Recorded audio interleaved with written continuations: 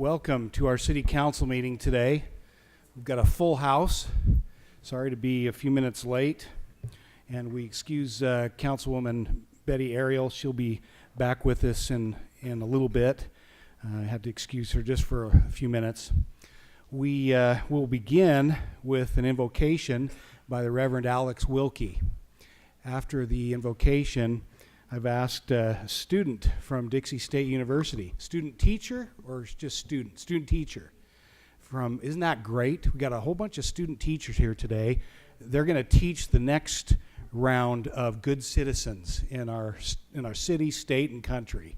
So anyway, after the invocation, let's see, Nathan Gowans will lead us in the Pledge of Allegiance. Reverend. Let us pray. Dear God, you require of us, first and foremost, to be teachable and to understand the way of city government.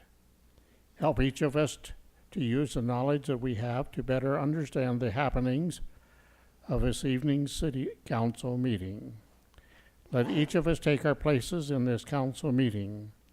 For those who are council members, give them the guidance to pass or reject each motion before this body.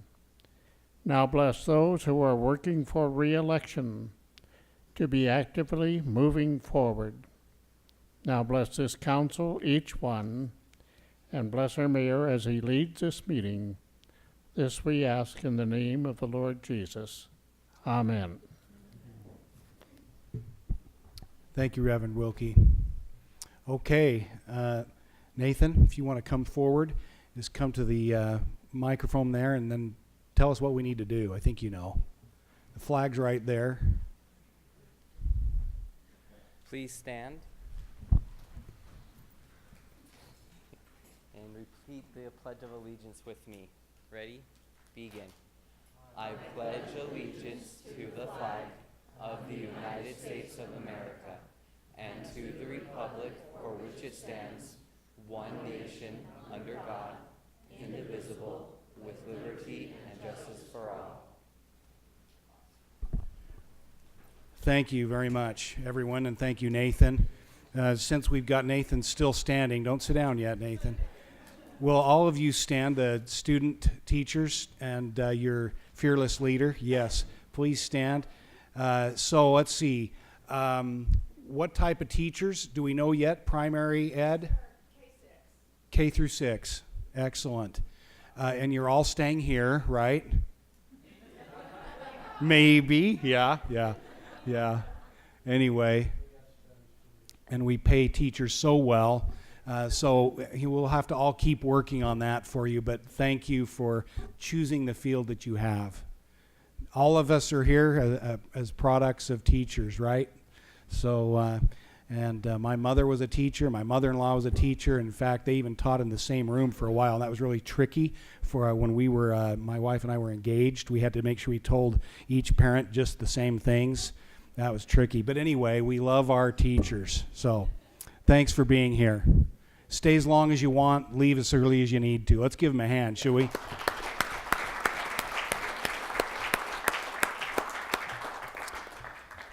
Okay, let's see. We do have a few other things that that we need to do. First of all, I'd like to read a proclamation. This is about domestic violence awareness, and it is the month of October is Domestic Violence Awareness Month, and we want to highlight this because it is a significant problem, unfortunately, in our community. And so we don't want to hide from that. We want to address it. And together with citizens and those who can help basically make the awareness turn into help and assistance for those who are experiencing it, get the help and the resources they need. So I'd like to read this if I could, and then I'll sign it. And let's see, I'm not sure who all is here specifically for this. Are you back there, Shoni? Give it a minute. I'll read it first and then come up and I'll present it to you. And if there's anything you or anyone else, if you've got a group with you want to say, you'd be welcome to at that time. Okay, so whereas it is a basic human right to live a life free from violence and abuse, and whereas domestic violence is a serious problem that occurs in all cultures and does not discriminate by age, gender, social class, ethnicity, or sexual orientation, and whereas 1 in 3 women in Utah will experience intimate partner violence, 1 in 3 women in Utah will experience intimate partner violence in her lifetime. And whereas every year approximately 80 Utah children witness the murder or attempted murder of their mother. And whereas domestic violence related homicides in Utah have accounted for 42% of homicides statewide for the last 16 years. And whereas it is the role of local governments to provide for the health, safety, and welfare of its citizens. Now, therefore, I, Jonathan T. Pike, Mayor of St. George, Utah, do hereby proclaim October as Domestic Violence Awareness Month. And so I will sign this, and I'll give this to Shoni Christensen, who's here, and she can maybe describe or talk about anything else she would like to. I know there are things going on during the month, so let me come forward, Shoni, and anyone else that you'd like to, and then I'll present this, and then anything you'd like to say, please do. Make us aware of anything you need to. Thank you, Mayor Pike, council members. I am Shoni Christensen. I am a board trustee for the Dove Center, and I am speaking in the absence of Lindsay Boyer, who is our executive director. She wishes that she could be here. I understand. Yeah, she's learning some amazing things, and I know she'll bring a lot of nuggets. She's actually been in Washington, I believe, and we'll be back with some fantastic things. And she asked that I read a statement, if that's okay, on her behalf. It says, "Thank you, Mayor Pike and St. George City Council, for recognizing this important month of domestic violence awareness. Did you know that 1 in 3 women, 1 in 7 men in Utah will experience domestic abuse or intimate partner violence in their lifetime? Perhaps even more sobering, did you know that since 2000, 42% of adult homicides in Utah were domestic violence related? In 2016, there were 22 domestic violence murders in our state. This year, with the stressful holiday season still ahead, Utah has already surpassed that number with 28 domestic violence related murders so far this year. As much as we'd like to think about the relatively low crime rate in Utah, domestic violence exceeds our national average. We've got to figure out how to do better. Dove Center is our local resource for those experiencing domestic violence, and we are taking this entire month to raise awareness about domestic violence, how to identify it, how to help, and how to help others. One very important date during our month of awareness is October 10th, this Tuesday evening at 6 p.m.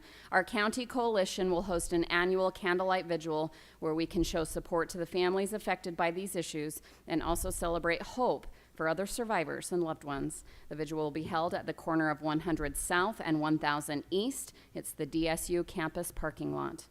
The month-long observance of Domestic Violence Awareness Month also includes the Allstate Foundation's Purple Purse campaign, which helps to expose how excessive financial control by an abusive partner is a common barrier to leaving an abusive relationship. The campaign will allow us to raise funds for survivor support, including safe shelter, advocacy, and counseling here. We invite you to participate in the campaign either as a fundraiser or a donor. You can like our Facebook page to find out how you can join us. Please join Dove Center, Mayor Pike, our city council, and countless others in this community to stand up against abuse. You can learn more at dovecenter.org or call our helpline 435-628-0458. Thank you again to the City of St. George, Mayor Pike, and the City Council for joining with Dove Center to offer hope and save lives. And if I may, I also happen to own an Allstate agency here locally in St. George. We have purple purse charms for you and for everyone here. Just to remind you that this is Domestic Violence Awareness Month. The reason it's purple is that's the color of domestic violence awareness. The reason they're purse charms is that it's the Purple Purse program.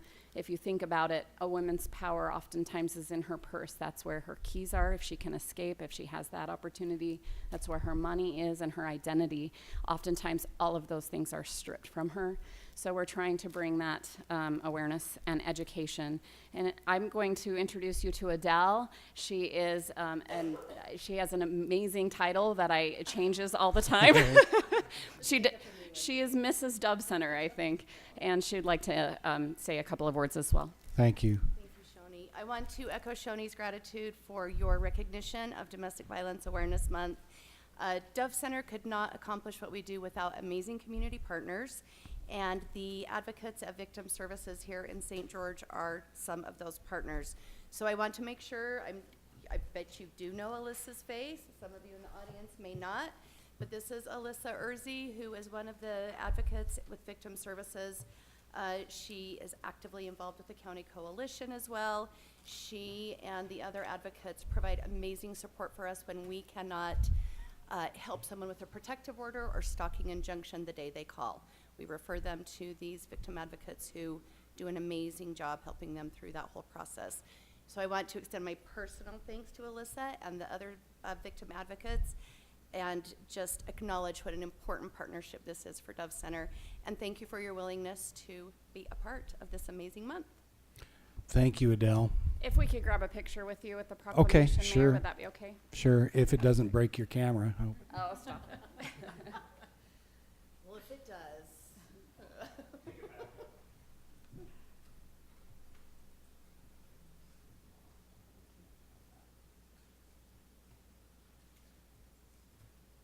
Thank you. Thank you so Thank much. you, Sean. Appreciate And it. I'll be back in a minute. Thank you. Thanks.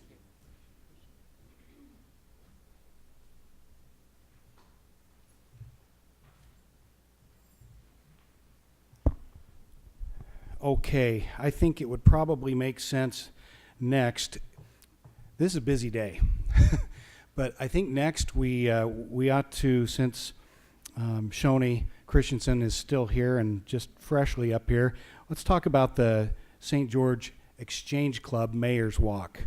That's held every year in conjunction with the St. George Marathon. The marathon is on its 41st year, and the Mayor's Walk, I think, is on its 31st year. Does that sound right?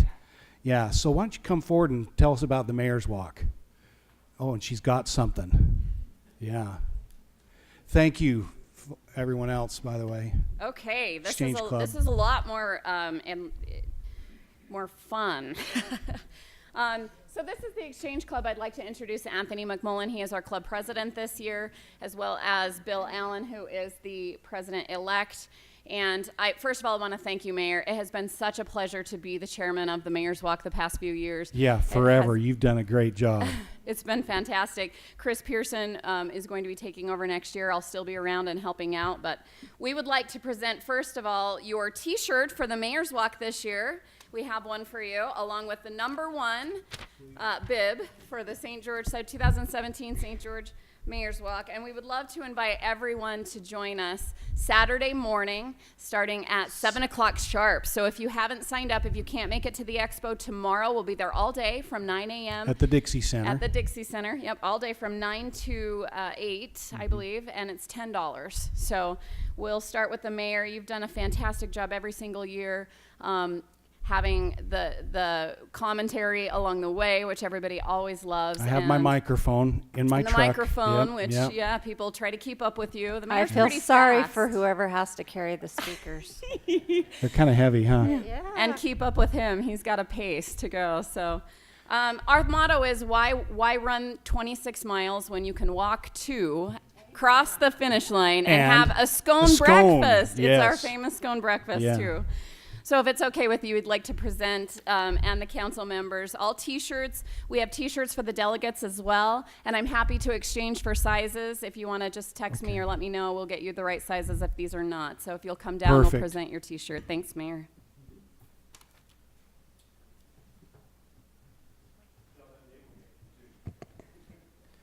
Okay, I like that.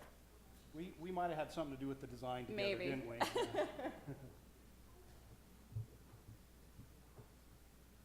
That's a medium, right, Mayor? Uh-huh.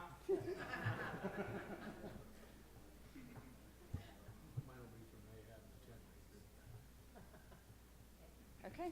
Thank you This so might much. qualify as shelter, Jimmy, for me, yeah. All right, here you go. Thank Thank you you. so much. And we'll see you Appreciate it. Saturday. Thanks to the Exchange Club for every year sponsoring this, and so much of the great things in our parks, including Thunder Junction, All Abilities Park. We've had extra things available especially with the All Abilities Park. Yeah. Over $100,000, as I recall, Yep. from the Exchange Club. And this is just, you know, a small part of what they do. They've done so much over the years, so thank you. Thank you. Please thank the rest of your membership. Okay, thanks, Mayor. Thanks.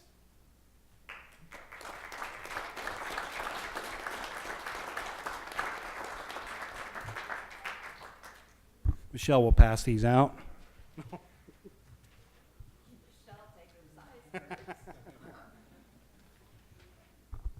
Okay. Hey, look, there's 2 number 1s, Jimmy. You want one? Is that maybe the deal? Okay. Now, we are so pleased to have with us our Ibigawa, Japan delegation. All the way from Ibigawa, Japan. Several of us have been there. Gary's been there. I've been there. Jimmy's been there.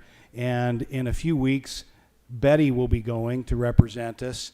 So this has been, again, another wonderful partnership with Ibigawa as our sister city. I believe, Gary, was it started under Carl Brooks, I believe? It's been 28, 29 years, I believe. Does that sound right? So it's, you're good. So it's a pleasure to welcome them, and I'm not sure who will be starting, but we have Andrew is, I believe, going to be an interpreter to help us as we move forward. And then I think, Shane, where are you? Do you want to come forward and kind of get us started, and then we can introduce their delegates that are here, and we want to highlight the runners and, of course, the vice mayor who's with us, or maybe Gawa, and let's use Andrew or Chie to interpret. Konnichiwa, yokoso, anata no koto koe ni omo. I practiced up a bit. On behalf of the City of St. George, it's a wonderful opportunity to express our gratitude to the representatives of Ibigawa.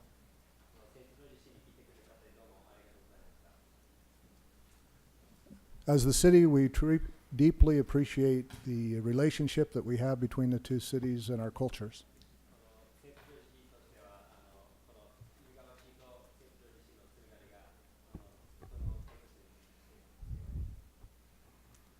We look forward to joining you next month in November in Ibigawa and hope that you enjoy your time here with us.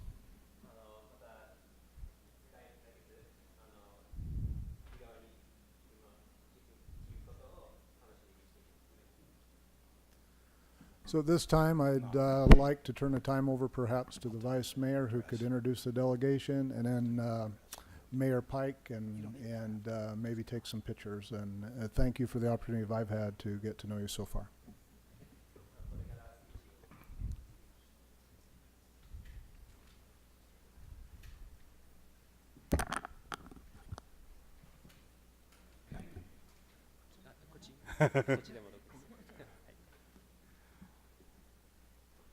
Hello. Hello. I am Sunao Isaji, the Vice Mayor of Ibigawa Town, Japan. It's a great honor to meet you all. 昨夜、セントジョージ市に到着したばかりですが、ホストファミリーや市の皆様の歓待を受け、大変充実して過ごしております。We just arrived St. George last night. We appreciate the warm welcome we've had by host families and the people of St. George. 市議会の皆様におかれましては、日頃から市政運営にご尽力されておられますこと、心より敬意を表します。本日は揖斐川町の町議会から2名の議員が訪問しております。There are two members of Ibigawa Town Council. Mr. Toko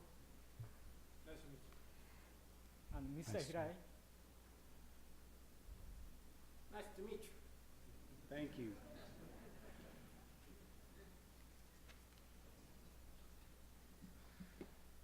また土曜日のセントジョージマラソンに参加するため4名のランナーも参りました。派遣団のメンバーはマラソンまたはメイヤーズウォークに参加し、広大な自然の中のマラソンコースを楽しんだり、市政の皆さんとの友好を深めたりしたいと思っております。There are 4 runners in our delegation. We are looking forward to join St. George's Marathon and Mayor's Walk on Saturday. Sweet. 本日は市議会の場にお招きいただきましてありがとうございました。セントジョージ市のますますのご発展をお祈りしております。Thank you very much for taking time out of taking time out of your busy schedules to invite us today. Thank you very much. ありがとうございます。ありがとう。 Thank you. Thank you very much.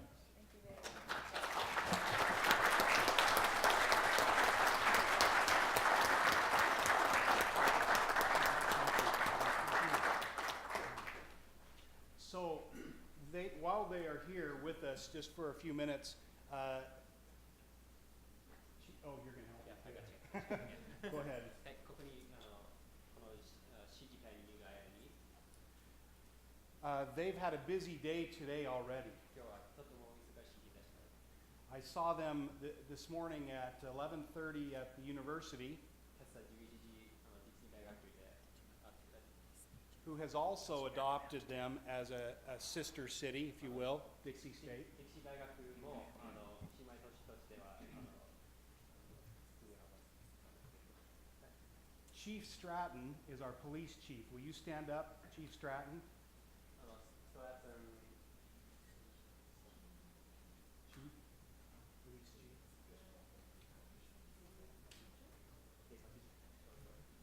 So, one of the things they did today was they went to the police shooting range. Okay? 今日は射撃場に行きました。銃を撃ちました。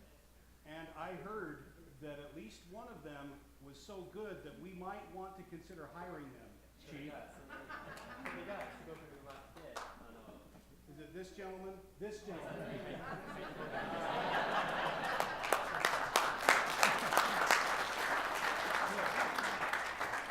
This is my card.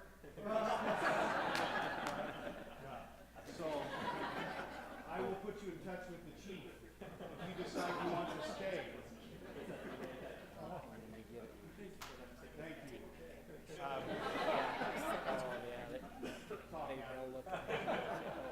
Also, I would like to give you a pin, a St. George pin for each one of your delegation. 後ではみんなにセントジョージのピンを Oh, thank you. あげたいと思っております。 Andrew, you need to-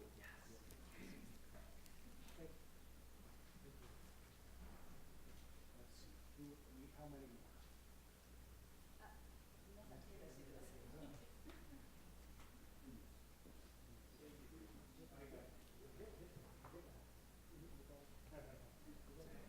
Run fast. Did I get everyone? Yes? どうぞ日本語で伝えてから。 Oh, chief. Oh, you have.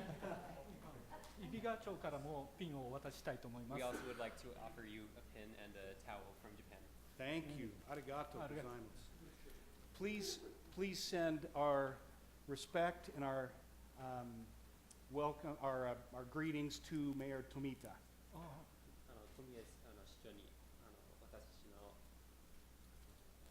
気持ち感謝の気持ちを伝えておいてください。 OK。 For many years, we enjoyed Mayor Somia, and we were sorry to learn of his passing in the last year.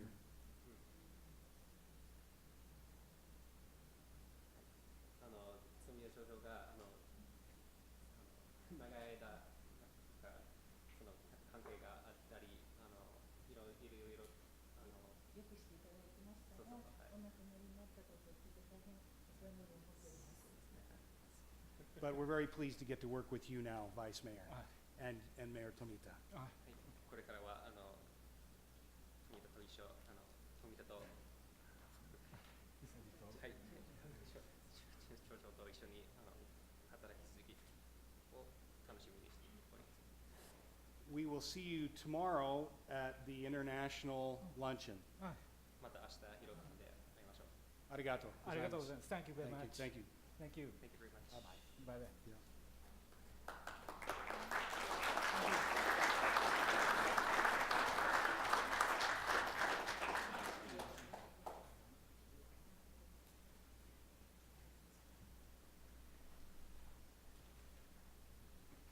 Did they get their mayor's walk shirts too? I don't think so yet. Okay, we will make sure they get those tomorrow. Okay.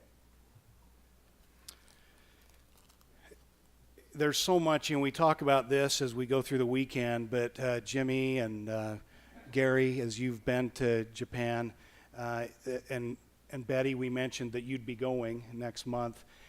There's just such a great feeling of camaraderie and friendship, and Jimmy, Gary will start to cry if he talks about it, but isn't it amazing? You spend about 5 days in each other's city, you know, and you go home having lifelong friends. Andrew or Chia, you better tell them what I just said. Can you do that?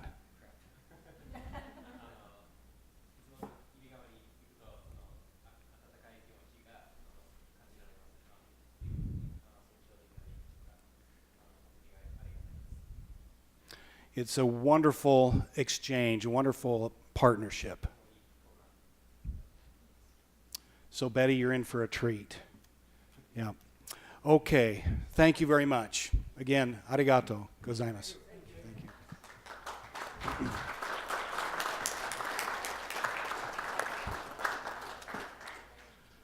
Okay. Am I missing anything else, Christina? I don't think so. So that was the pre-agenda, folks. That's pretty exciting when you have that many things, exciting things on the pre-agenda. Gary, do we have any changes to the agenda? Then I think we will start with comments from the public. This is a portion of the meeting where if you've submitted a form for comments on a subject that is not on the agenda, you would be welcome to take 3 minutes right now. I didn't receive any forms. Was there anyone here that meant to submit one that has not? Okay, then we will proceed then. Gary, let's go to the next item on the agenda, 1B. Oh, you know what? I think we're going to skip down one due to a certain person that needs a little bit of maybe advanced timing. Let's go, if we could, Gary, to 6C so that Mr. Har can get to his son's scouting award, as I understand, happening tonight. Could we do that, Ray? All right.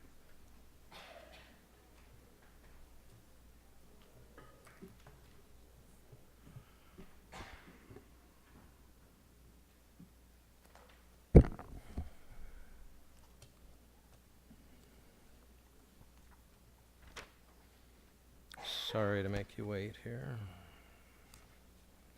Didn't give you much notice there, did I, Ray? Caught me off guard.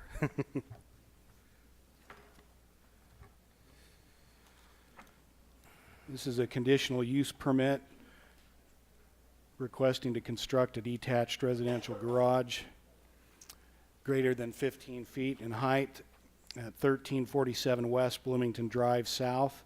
Marta and Brad Har are the applicants. I Thank just you. Introduced that for you. You saved me a lot of time. Yep. So here's a vicinity map. The red arrow is pointing to it down on Bloomington Drive South. And a closer view shows the property. For reference, I'm just showing that Pheasant Run, a gated community, is behind it. And that's outlined this turquoise color. But X marks the spot for the property. And this shows a closer view of the property, and it's proposed to put an accessory structure, a garage, back in this location. The overall site plan, where I'm showing the arrow, is Bloomington Drive. Here's a circular driveway in and out off that street. Here's the existing home.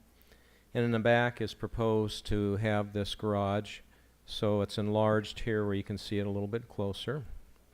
And even more so here, they would have 10 foot in the rear for property line and 11 foot on the side, so it wouldn't encroach and into any utility easements. And then we've gone through the math here just to kind of look at the rear yard, and it doesn't exceed the 25%. And it's about 181 feet from the rear yard to the back property line. This garage is 50 foot by 84 foot footprint. The zoning is RE 12.5. The main footprint, main floor is shown here. And this is perspective of what it would look like. Looks like a barn design with several roll-up doors, and then smaller doors here on the side, covered patio. The elevations are shown here, elevation views. And then finally, the reason this is before you as a conditional use permit is for height. Height, as you know, is taken from the ridge point of the roof to the eave, the halfway point. And when we go through that, it is 23 feet 9 inches that is being requested. Anything above 15 foot requires a conditional use permit. Shows the north elevation, the south. These are some photos I took just out in the area going down Man o' War looking to see other buildings with cupolas on it. You probably recognize this one. This bottom view is going down Bloomington Drive. Entrance to Pheasant Run. And this is the HARS property. This is looking at it from Bloomington Drive south. And here is where you can see they would go and have to pave and go to the back to get to this proposed structure. And there is another building in the vicinity back behind it, as seen from the neighborhood behind Pheasant Run, where they have a cupola. So, Planning Commission recommends approval. Again, it's a conditional use permit. In this case, proposed structure will not encroach onto easements, will not require a JUC letter to have with the building permit, meets and exceeds the setbacks. And it, again, is a conditional use permit, so you have the findings on page 2 and 3. And basically, you would want to look at item G for the height. Do you approve the 23 feet 9 inches? And I think that concludes staff's comments. So Mayor and Council, that's it. Council, any questions? We do get a few of these that come before us. But this seems to meet the conditions that we would look for, and staff has worked with them, as I understand it, to resolve any questions or concerns. But do you have any? I don't. And if you're ready for a motion, I'm Yeah. ready to make one. It's fine. Motion to approve the conditional use permit for the detached residential garage at 1347 West Bloomington Drive. Second.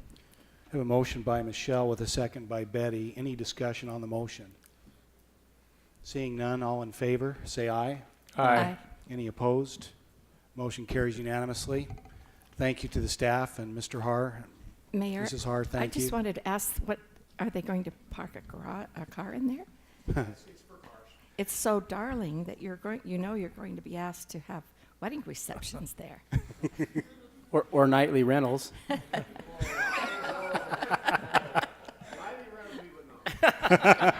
I couldn't resist.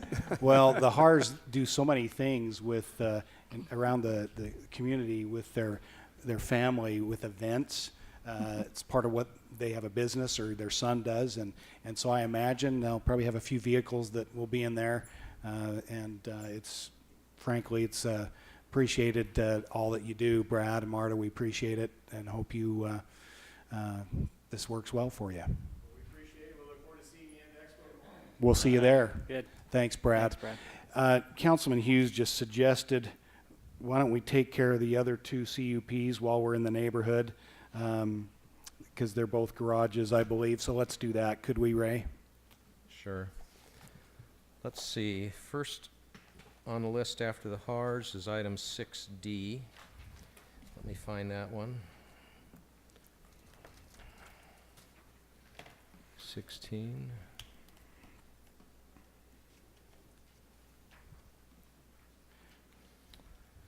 All right, 6D, consider approval of a conditional use permit to construct a detached residential RV garage greater than 15 feet in height at 2980 South Popular Lane, S&S Homes. So here is a vicinity map. The red arrows pointing to the property outlined here. You can see how close it is to fields of Little Valley softball fields and the Sunrise Ridge Intermediate School. This shows that it's part of the Arbors subdivision. Again, a close-up, and this just shows where it was in the subdivision. And this is the overall site plan. In the rear of the property is where they would like to put this RV garage. It's on Popular Lane and then Little Valley Road here behind. This is a front view of it. Existing home is shown, existing garage. Closer view for you to see, again in the back here. And the setbacks vary from 10 feet to 11 feet, and on the side approximately 15 feet. The zoning's R112. This shows the elevations. And the height as measured is 17 foot 4 inches to the midpoint. And I thought I had put photos in here, but they're in your packet. The Planning Commission wanted to see where it is. And there are photos in your packet that shows it's a new neighborhood and new construction. And there's the trail on the outside of the wall behind it, a 6-foot fence, and it sits down a little bit. So that should answer any concerns. It looks like it fits the scope of the neighborhood. Again, it's a conditional use permit, and you would look at the findings. And D, the RV garage shall have similar finished materials as existing home. And item G, the height, 17 foot 4 inches. And that is it. Thank you. Any questions for Ray? When they do the work, it makes it pretty easy for us. I'm ready for a motion then, council. Mayor, I'd be happy to move to approve the conditional use permit to construct a detached residential RV garage at 2980 South Poplar Lane that will exceed 15 feet. in height. Second. Motion by Betty with a second by Joe. Any discussion on the motion? Seeing none, all in favor say aye. Aye. Any opposed? Motion carries unanimously. One more, Ray. I believe it's The- 6E. 6E, consider approval of a conditional use permit to construct a detached residential RV garage greater than 15 feet at 3209 South Popular Lane. So the same immediate area. This shows the subdivision highlighted here. And it's this third lot in, as the arrow's pointing to. And when you look at the site plan, here's Popular orientated where the street's down here. The existing home, existing garage, and proposed RV garage. And this shows again where it would be. And it varies from 3 feet to 6 feet in the back, so part of the condition, they'll have to get a letter with the building permit that they've gone to JUC and there's no issue for easements here. The side is fine here, 13, it's a little narrower in the back. R112 zone, this shows the elevations. And again, this one is a request for 19 feet. And again, in your packet is the photos of the neighborhood, and I apologize, I didn't put them on here. I thought I'd updated everything. I think that's all right. Any questions, council, on this one? Seeing none, ready for a motion if you're so inclined. Motion to approve the CUP for the garage height of 19 feet at the Arbors Lot 31. Is that the correct height? 19 feet? Yes, correct, Mayor. Just want to make sure we approve what he needs. Okay, I have a motion by Jimmy. Do we have a second? Second by Michelle. Any discussion on the motion? Seeing none, all in favor, say aye. Aye. Any opposed? Motion carries unanimously. Is that it, Mayor, for the Planning Commission report at this point? We have more items, but I don't know. Yeah, I see you've got a few more, but I think we're good. Let's go back to let's see, what would that be? 1B. Okay, item 1B is a request for approval of an airport hangar lease with Mike Haynes. This is in the purchase of an existing lease at the airport that meets the requirements, and staff would recommend approval. Any questions? Standard leases. Mayor, I make a motion to approve the hangar lease with Mike Haynes on lot 57I of the airport. Second. Got a motion by Michelle with a second. I'm going to go with Betty. Any discussion on the motion? All in favor, say aye. Aye. Any opposed? That motion carries unanimously. The next item is the financial report for August. This is only the second month of the fiscal year. You've got a copy of the financial report that was submitted in the comments by our Administrative Services Director. Too early in the year to see any trends, or we appear to be still in good shape so far, and unless you've got questions, that's the report. Any questions, council? Always appreciate the work that Deanna Berklesich goes to prepare these, or let's see, it wouldn't be Trevor Deanna, it'd be now. Trevor Yeah. now. And also all our department heads for staying within budget. So, and city manager for running a tight ship financially. It's to everyone's benefit. Anyone ready to make a motion? Mayor, I am. I'd like to approve the financial report for August 2017. Second. Motion by Betty with the second by Joe. Any discussion? All in favor, say aye. Aye. Any opposed? That motion carries unanimously. And we'd like to go to the bid openings if we could.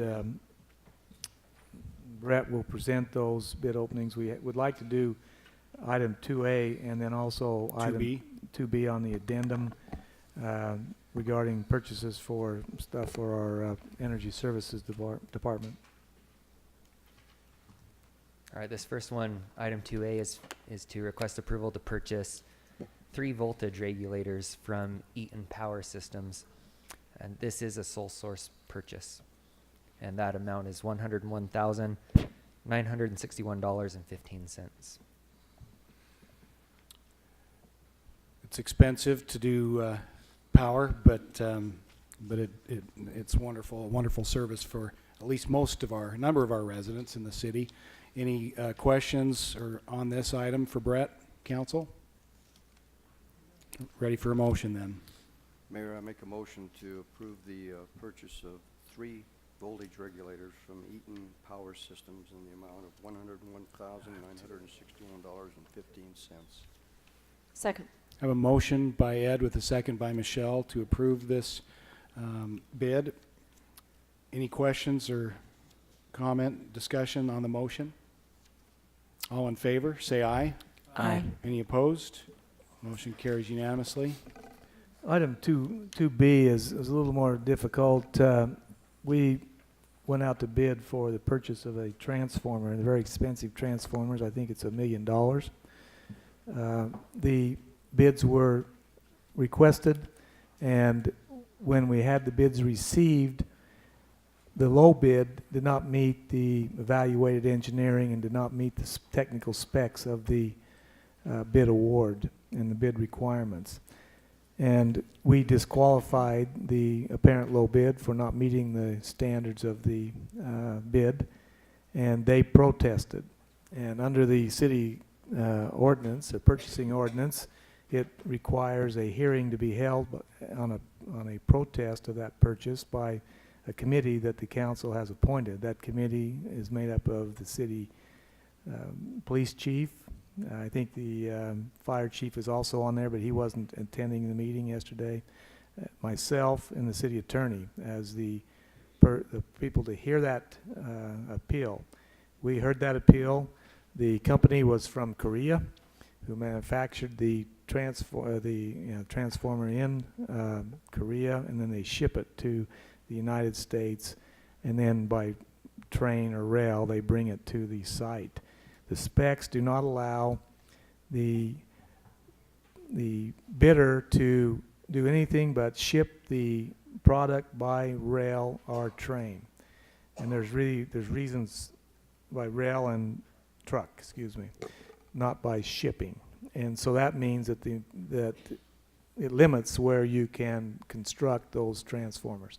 And there's valid reasons why those specs are that way. The bidder, low bidder that was technically determined to not qualify, protested saying that they would give a warranty or whatever else. But there was a decision of that protest board committee that their protest be denied, and that we recommend that the bid be awarded to the second bidder, which is the lowest responsible bidder that met these specifications. If you want to get in the technical ends of it, we've got Lori has it. Lori back here that can tell you, you know, how we've come up with those specs and why we do those specs the way they're written. You know, the traveling and bringing those and the jostling and the movement of those transformers and the, you know, we just believe, along with other entities throughout the country, believe that it's best that they travel, you know, by rail and truck. Any questions on that, council? We do have Lori Mangum with us if we need to use her expertise, but it was, again, found by this committee to be appropriately identified within the bidding documents and our policy, so. Mayor, just as a point of interest, you mentioned it come from Korea. This second lowest bid, is that a United States manufacturer? Thank you. Pretty much means it's got to be North America, right, to comply. They don't have And parts. typically Well, has and we been. also do, we do an evaluated low bid, which means we look at the losses, we look at a lot of different varying factors. It's not just the low bid that's submitted. We go through a very critical analysis of what the life is, you know, all those other factors, and then we come with an evaluated low bid, and that bid is, it's 120,000, something like that, or more than the low bid from Korea. But we believe it's worth purchasing it as we have it in our specs. Otherwise, if you didn't abide by the specs, and who knows who would have bid it, Right. and they Maybe it did would've been not lower. bid because they couldn't meet the specs, and that's why we felt like that they didn't meet them. We should hold to the spec. Any other questions or comments? Be ready for motion if you are.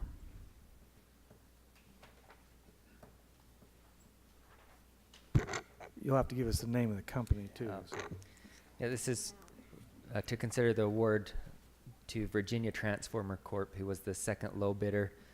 And to specifically answer the question by Ed, they have a manufacturing facility in Idaho and also Virginia. And along with the selection of low cost, part of that's lead time, where the service centers are located as well. What's the amount? Wells also allows us to go there to watch it being built better than going to where it's being manufactured. The cost on this is $650,038. And then what was it again, Virginia? Virginia Transformer Corporation.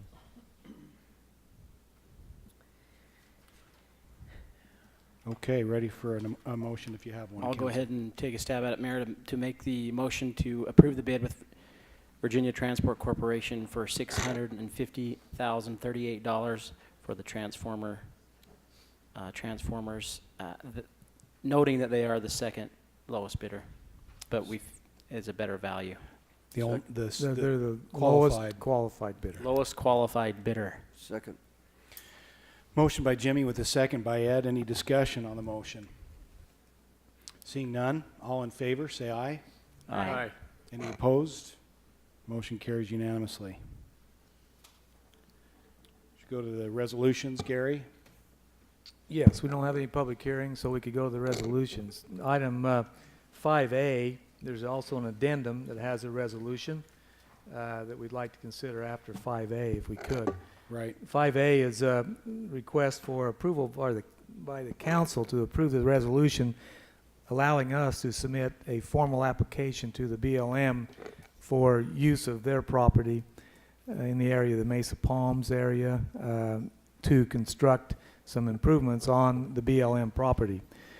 The application has been prepared and we were ready to submit the application several weeks ago.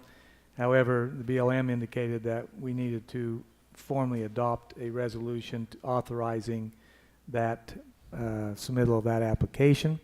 And that's what's on your agenda tonight, is approval to go forward with the application to the BLM to allow us to then utilize their property to construct a detention basin for controlling of the flood waters there on that particular roadway.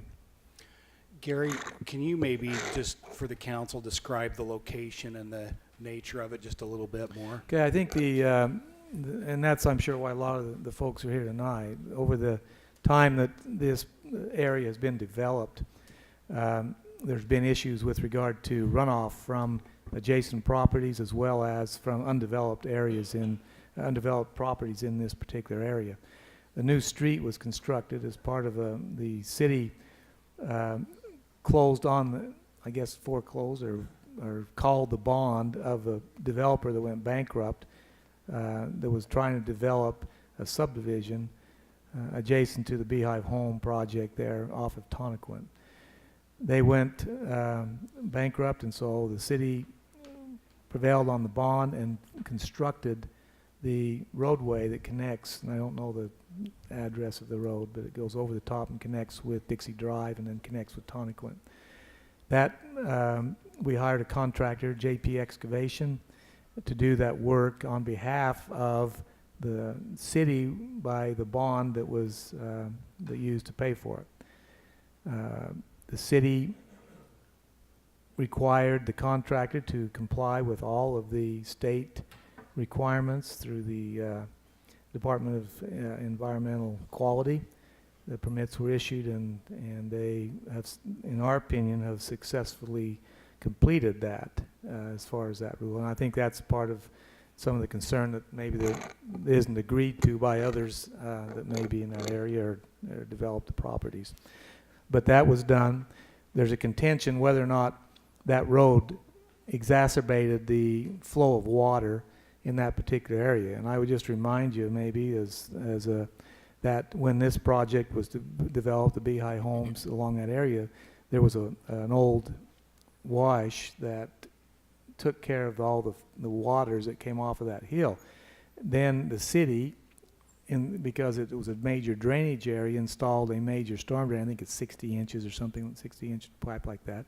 The developer of the Beehive Homes paid his portion of the cost because he was putting storm water into that drain, as would any development person that fronted that along the area, and was required to extend an 18-inch, I think, line up the street to take the nuisance drainage. And so the projects were built, and now there's flooding with mud and water coming down the street and adjacent to them by the undeveloped property that I think Mr. Kent Heidelman now owns, who took over from the bankruptcy of the original developer there. There's mud that gets on the streets. There's issues with the capacity of the water that goes down the street. Another complicating factor in the city's opinion, and the developer may not share this opinion, but as we can calculate and look at the elevations that were built, it's our belief that the project was not built to the engineering standard that was submitted by the engineer for the project, that it was built too low, and that the water that goes down that can't be captured in the 18-inch pipe that's in the street goes down and can't get into the pipe on the next to Tonnequin, and then backs up and goes down the street that goes into the Beehive Homes. And so there are issues here that I'm sure that the owners don't agree with our position, but our position is that those issues need to be dealt with. And now my understanding, there's been a formal complaint sent to the state of Utah Department of Environmental Quality is the ones that govern the watching and making sure that the runoff on a project doesn't make a situation that is worse than what it is before they go in. And so that complaint has been filed. We have not been contacted by the state to determine. It's our position that our contractor conform to the requirements of the state, and we welcome their audit to come down and to look at that situation to see if we have any issues the city has had a problem with. You know, you have a lot of undeveloped property. The BLM told us when we first contacted them that they were not willing to consider allowing something to happen on that BLM property because they'd had somebody that had contacted them to purchase the property. You may be aware that the BLM does analysis of all their properties that they own, and some of them have been determined to be disposable property to be sold.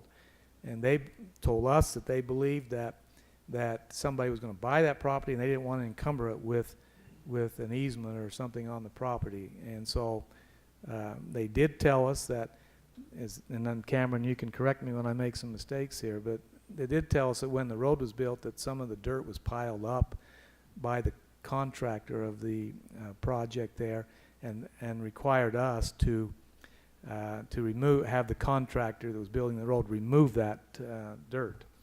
And so we did require that as part of that.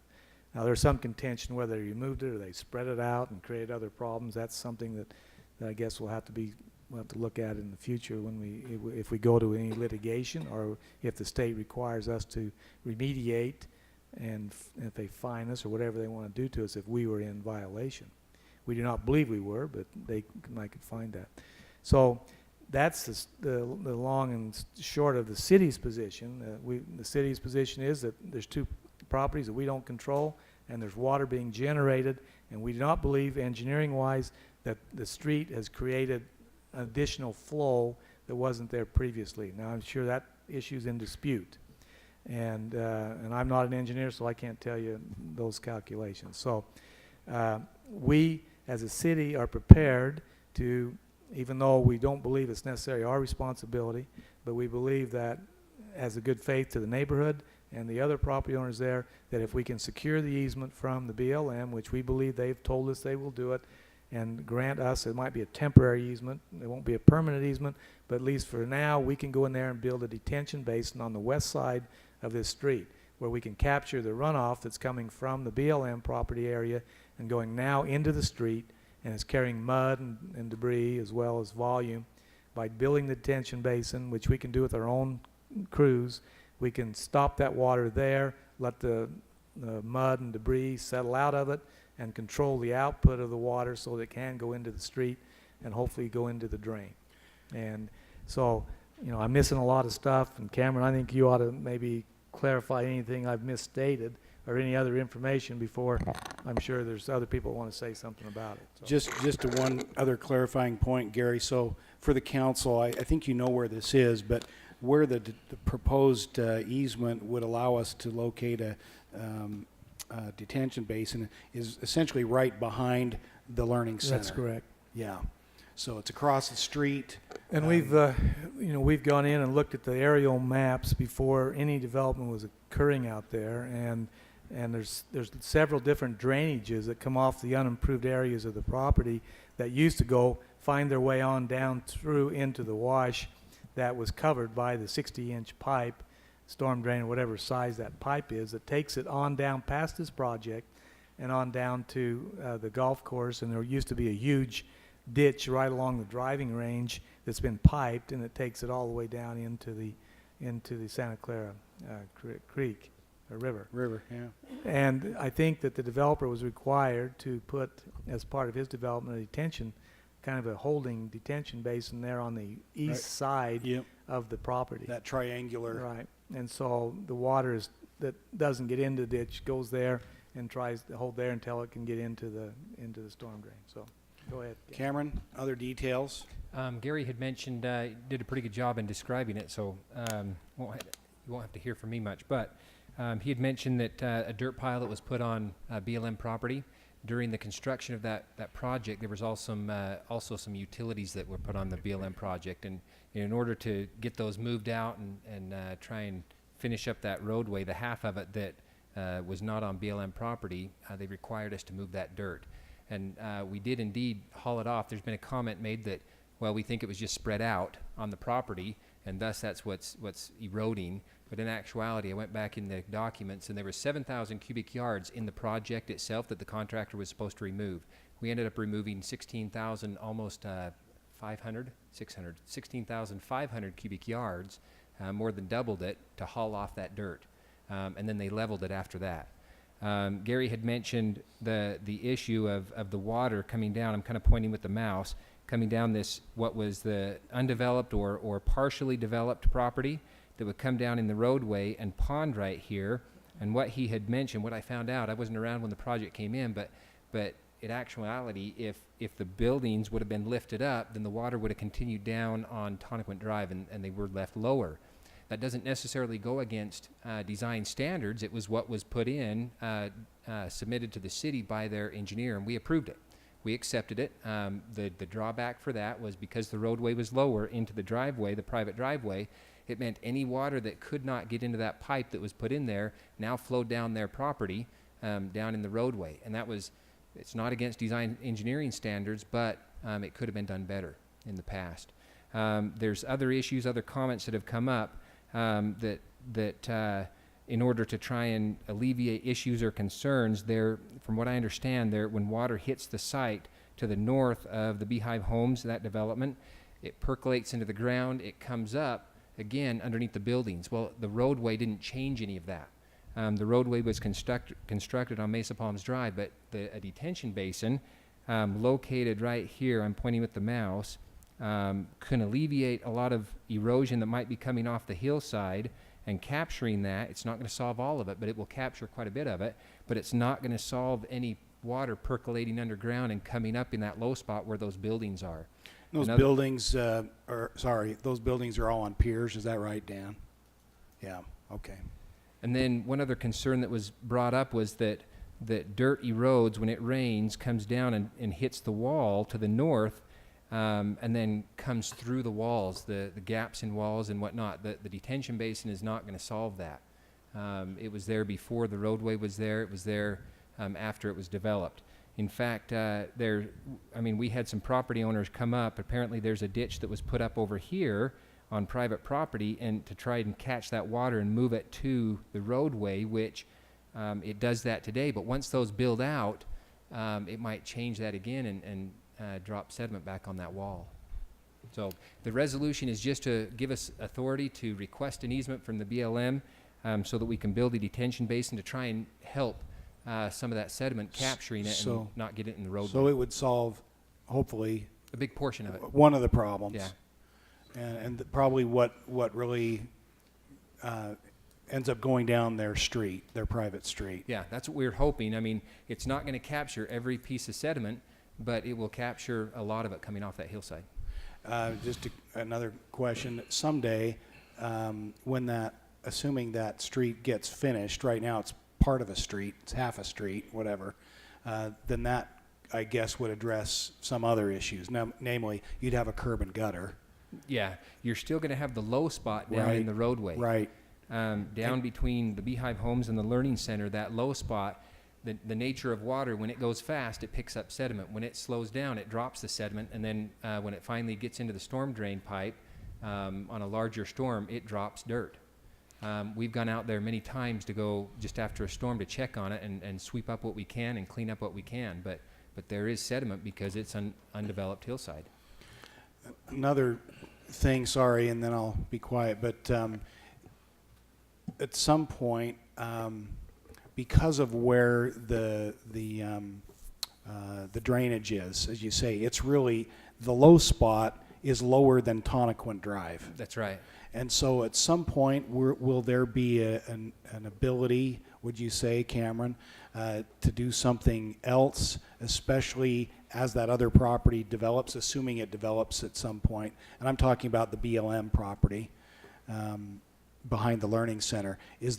Will there be another way to, if we need to, take more of that water and get it out to Tonnequint Drive? Yeah, you can install some other piping like this detention basin, try and capture it early on. If and when the BLM property develops, then you won't have as much dirt. Now that doesn't solve everything, because if they have any bare dirt or anything like that, it will pick up sediment on a large storm. One drawback is because Mesa Palms Drive in the low spot between the Learning Center and the Beehive Homes is already there, and the building elevations are established. If you try and raise the road, for example, to try and get it to drain, you run the risk of getting more water into those buildings. Yeah. And so it's you can try and do it with piping and do what you can. So you might have to do another storm drain on the other side of the street, essentially. Yeah. And that's what we're actually planning with this detention basin. Whoa, it zoomed really fast. There's some piping that runs right into here, and I think this is a detention basin that the Learning Center put in. They've got some piping that runs down into the road into catch basins, and that's where we would actually try and tie in to get that water moving and take it from that detention area, that proposed detention basin. And so it would help out, and it will be on that other side of the road. It's just to try and capture any kind of dirt, sediment that comes off the hillside before it gets into the roadway. Okay. I have a question, Cameron. On the north side of the Beehive Homes, there's a wall there, is that true? Yes. Okay, is that on whose property? I'm assuming it's just right down the property line. I'm not sure if it's on one side of the property line or another. Dan Stewart could probably tell us. Does the water back up behind that wall? Is that how it's getting below those places? That's a hard one. We believe so, but that's a hard one to quantify because it could be coming up into the unimproved areas, and once it hits that dirt, it goes somewhere. It starts to percolate, and I don't know what layers of dirt or rock are What's underneath under there? We know it's blue clay up there, right? There's a lot of it, yes. Mayor, there's having experience driving up there after. Use your mic, Ed, will you? I don't know. There you go. Having experience driving up there following some rains and flooding in the mud, I can understand and appreciate the fact that the Beehive residents would need some relief, safety-wise, to be able to go in and out. And certainly there is a need for a temporary fix, but this will be just a temporary fix until we get whoever filed this complaint with the state, that has to be resolved between us and the state, and we're doing that, so that's the process. But I think that the state will come in and look at the permit that was issued as part of the excavation of the road. Yeah. The state's not going to get involved in saying that unless they say that the city has created a problem or the developer created a problem, they got to resolve that particular part of that problem. That's not going to solve the drainage problem out there because it has nothing to do with the water that's coming off the BLM. Yeah, and that water comes down, it floods the school building in front and the whole road. I mean, it's...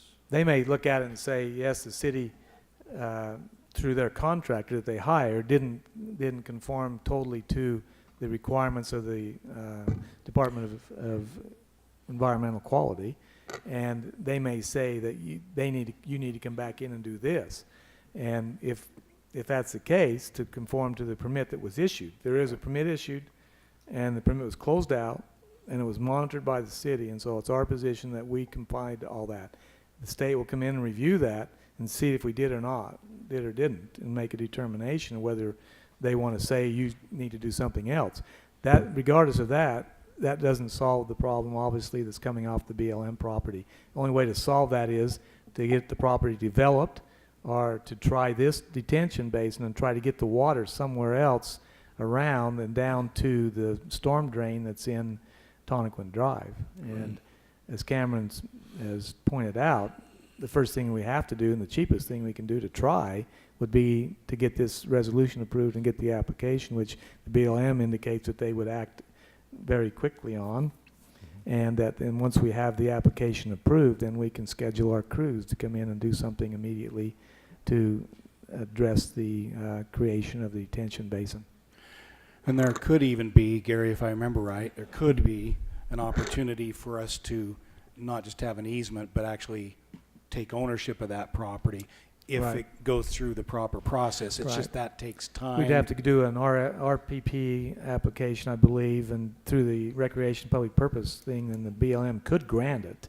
They'd have to have a finding that met it, and I don't know whether they mentioned to you anything about that or not as far as future.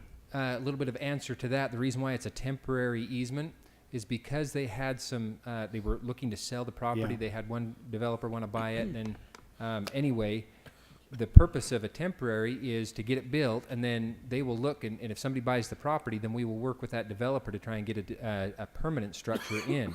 If forever they don't sell the property, if nobody wants to come in and buy it, we will continue to renew it. And they said, yeah, we can either do a 2-year or 3-year or 5-year or whatever it is, and just continue to renew it until at which time they sell the property. Yeah, Mayor. if you're ready for a motion. Well, just no. before we do, any other questions? And Yeah, then- I just have one other question. And Dan, you mentioned, was that wall yours or? Yeah, the other? it's on their property. So is there any way to run a ditch out of there, angled down to that road? Of course, it still dumps it all down at the bottom. Yeah, it actually goes out, the this way. the drainage goes out toward the east. As it is right now, to the east? If not 100% of it, at least maybe 90% or 95% of it goes to the east. But it still backs up behind the wall. Yeah. It's a tricky situation. Now, this is not a public hearing, but Dan or Mary, anything you'd want to say briefly?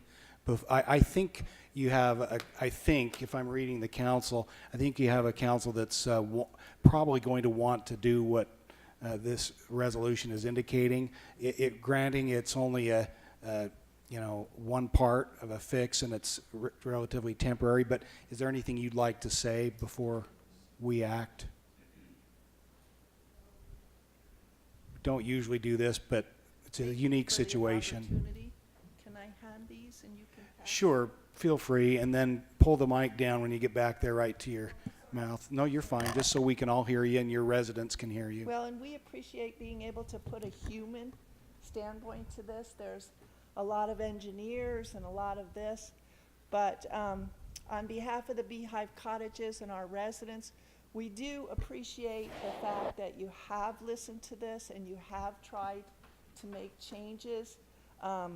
There were efforts to put some hay barriers on the west side of the street to prevent the water from coming down. And unfortunately, they didn't mitigate it very much. But now, if you go over there, those have filled in with mud and debris, and so the water all comes over several times. But if you can look at the pictures, the problem is before the road was built, we've been open 8.5 years, and it never flooded before the road was built. We never had a problem with water. We never had a problem with mud. So I'm not going to try to speak to all the technical points of it, but just to give you a human point of it, there's 70 residents in the Beehive Homes and the Beehive Cottages. And in the Beehive Cottages, when it floods, as it did July 25th this year, we get a nice thin layer of mud all the way down the sidewalks and a thick layer of mud all the way down the street. So for our residents to try to come across to our community center, it makes it a hazard to Where even they- try to cross where they the street. eat? Where they eat, where they do all their activities, where they get their mail, everything like that. So we have to go out and power wash, a 1/4 mile all the way around of all the sidewalks to make it safe for them, and then to put a little thing across the street. Then as it dries, every time a vehicle drives down the street, all the dirt comes up, and we've got a lot of residents with, COPD and stuff like that. So it's really, really difficult, not only, on their personal property and things that they have to replace, but it's dangerous. And this last time, on the 25th, when we got like 3 storms within about 8 hours, we started getting not only the mud, but all the trash that people throw out of the cars on Mesa Palms was all coming down into our street. Broken glass, nails. I mean, for our residents, it's very difficult, and I can't imagine that if it was your parents' property, that there wouldn't be some outrage. So we're just here on a human standpoint to say, please try to make this a priority and try to make it so that it's safe and a healthy place for us to live. I also live on the property, so I know. But anyways, thank you for allowing us to come. I'll let you look at the pictures. Mary, Oh, thank sorry. you. And what's your last name, just so we get it on the Oh, record? I'm sorry, Mary Sanders. I'm the Thank you. I administrator. thought so. I just want to make Thank sure. you. We appreciate everything you're doing for us. I have a question. Yes. You indicated that you did not have that problem before the road. What about the problem of the water backing up behind that wall to the north? Has that always been there? Well, it almost happened at the same time because as they were making the road, that's when they started the grading on the property above us that Heidelman owns right now. That's when they started to develop that, and that's when they started to grade the BLM area. So it all kind of happened within several months. And the water coming and the mud coming over the hill isn't as much of a detriment to our residents. It doesn't look great aesthetically, and we keep having to kind of clean it up. But the worst part by far is the water and the mud drainage that is right at the end of the street and comes right down like a river. It's just the natural slope, isn't it? So when Well, it- and when you stand out there, I mean, I'm the one in the lightning storms taking the pictures, so, but you can see that it all comes straight across several different areas from the west side of the street, and it's just graded, so it goes over to the gutter, comes down, ponds right at that intersection, and then comes right down the street.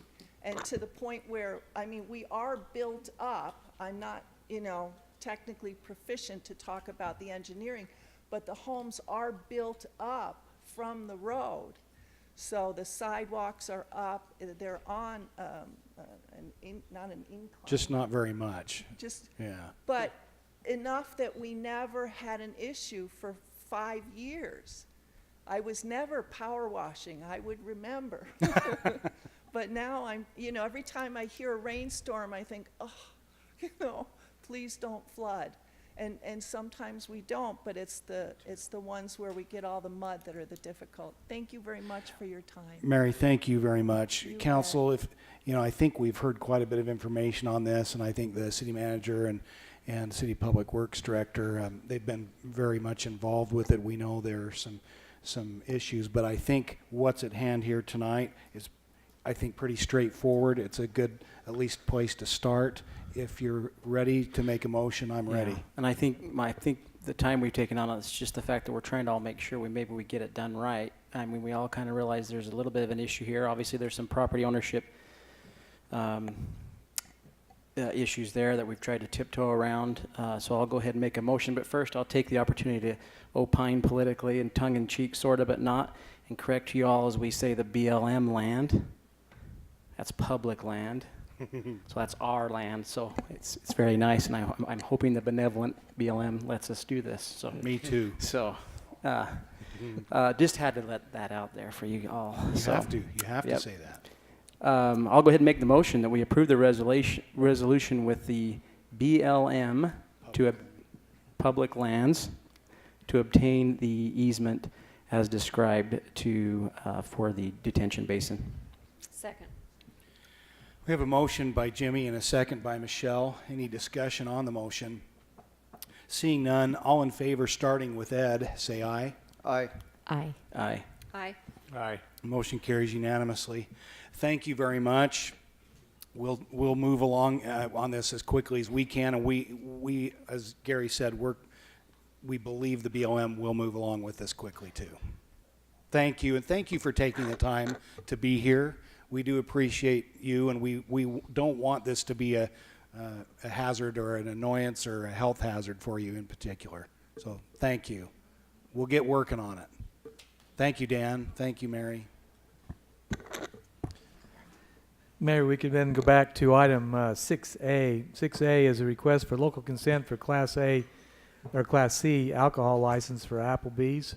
There's a change of ownership there. There's been an existing liquor license at that location. Now we have a new applicant, Apple Mountain LLC, and they do meet the requirements of the city ordinance and recommend approval. Excellent. Any questions on this? Motion to approve the local consent for Class C alcohol license for Applebee's. Second. Motion by Michelle with a second by Betty. Any discussion on the motion? Seeing none, all in favor, say aye. Aye. Any opposed, say nay. Motion carries unanimously. Back to Planning Commission. Yes. Oh, and could we just Whoa, go ahead and take Resolution care of that B. Resolution B? Sorry, I missed that. I Yeah. forgot it too. This is Yeah. just a resolution that, it's with the Suntram. This is a resolution authorizing the filing of applications to the FTA, and to authorize the mayor as designated to authorize the application. We don't have anything on record that shows that the governing body has approved the mayor to sign the applications. This would allow him to officially sign those grant requests and the paperwork. Questions, council? Motion. Move to approve a resolution authorizing the filing of applications with the Federal Transit Administration, or the FTA, and to authorize the mayor or designee to execute and file an application for federal assistance. Second. I have a motion by Betty with the second by Michelle. Any discussion on the motion? Gary or Cameron, are you aware if what this is specifically for? Is it for buses, or is it? It's anything with the federal Match. FTA, but Okay. it's primarily with Suntram. Very good. Any other questions besides mine? All right, all in favor, starting with Joe this time, say aye. Aye. Aye. Aye. Aye. Motion carries unanimously. Thank you. Does that have anything to do with the MTA and Charlie in the old Kingston Trio days? I'm sure it does. Yeah. Yep. Maybe Cameron might need to MTA. clarify that, Mayor. Okay. So really, we got an email from the FTA saying, hey, this is an old form that we have previously. We need it on the new form. And we need they're used to city councils having the authority to authorize individuals to sign for grants, for the applications, for payments, reimbursements. And so this is just giving the authorization to the mayor that satisfies the FTA on their form, an updated form, so that we can continue with the process as we've been going along. Perfect. Thanks, Cameron. Okay, now back to Planning Commission.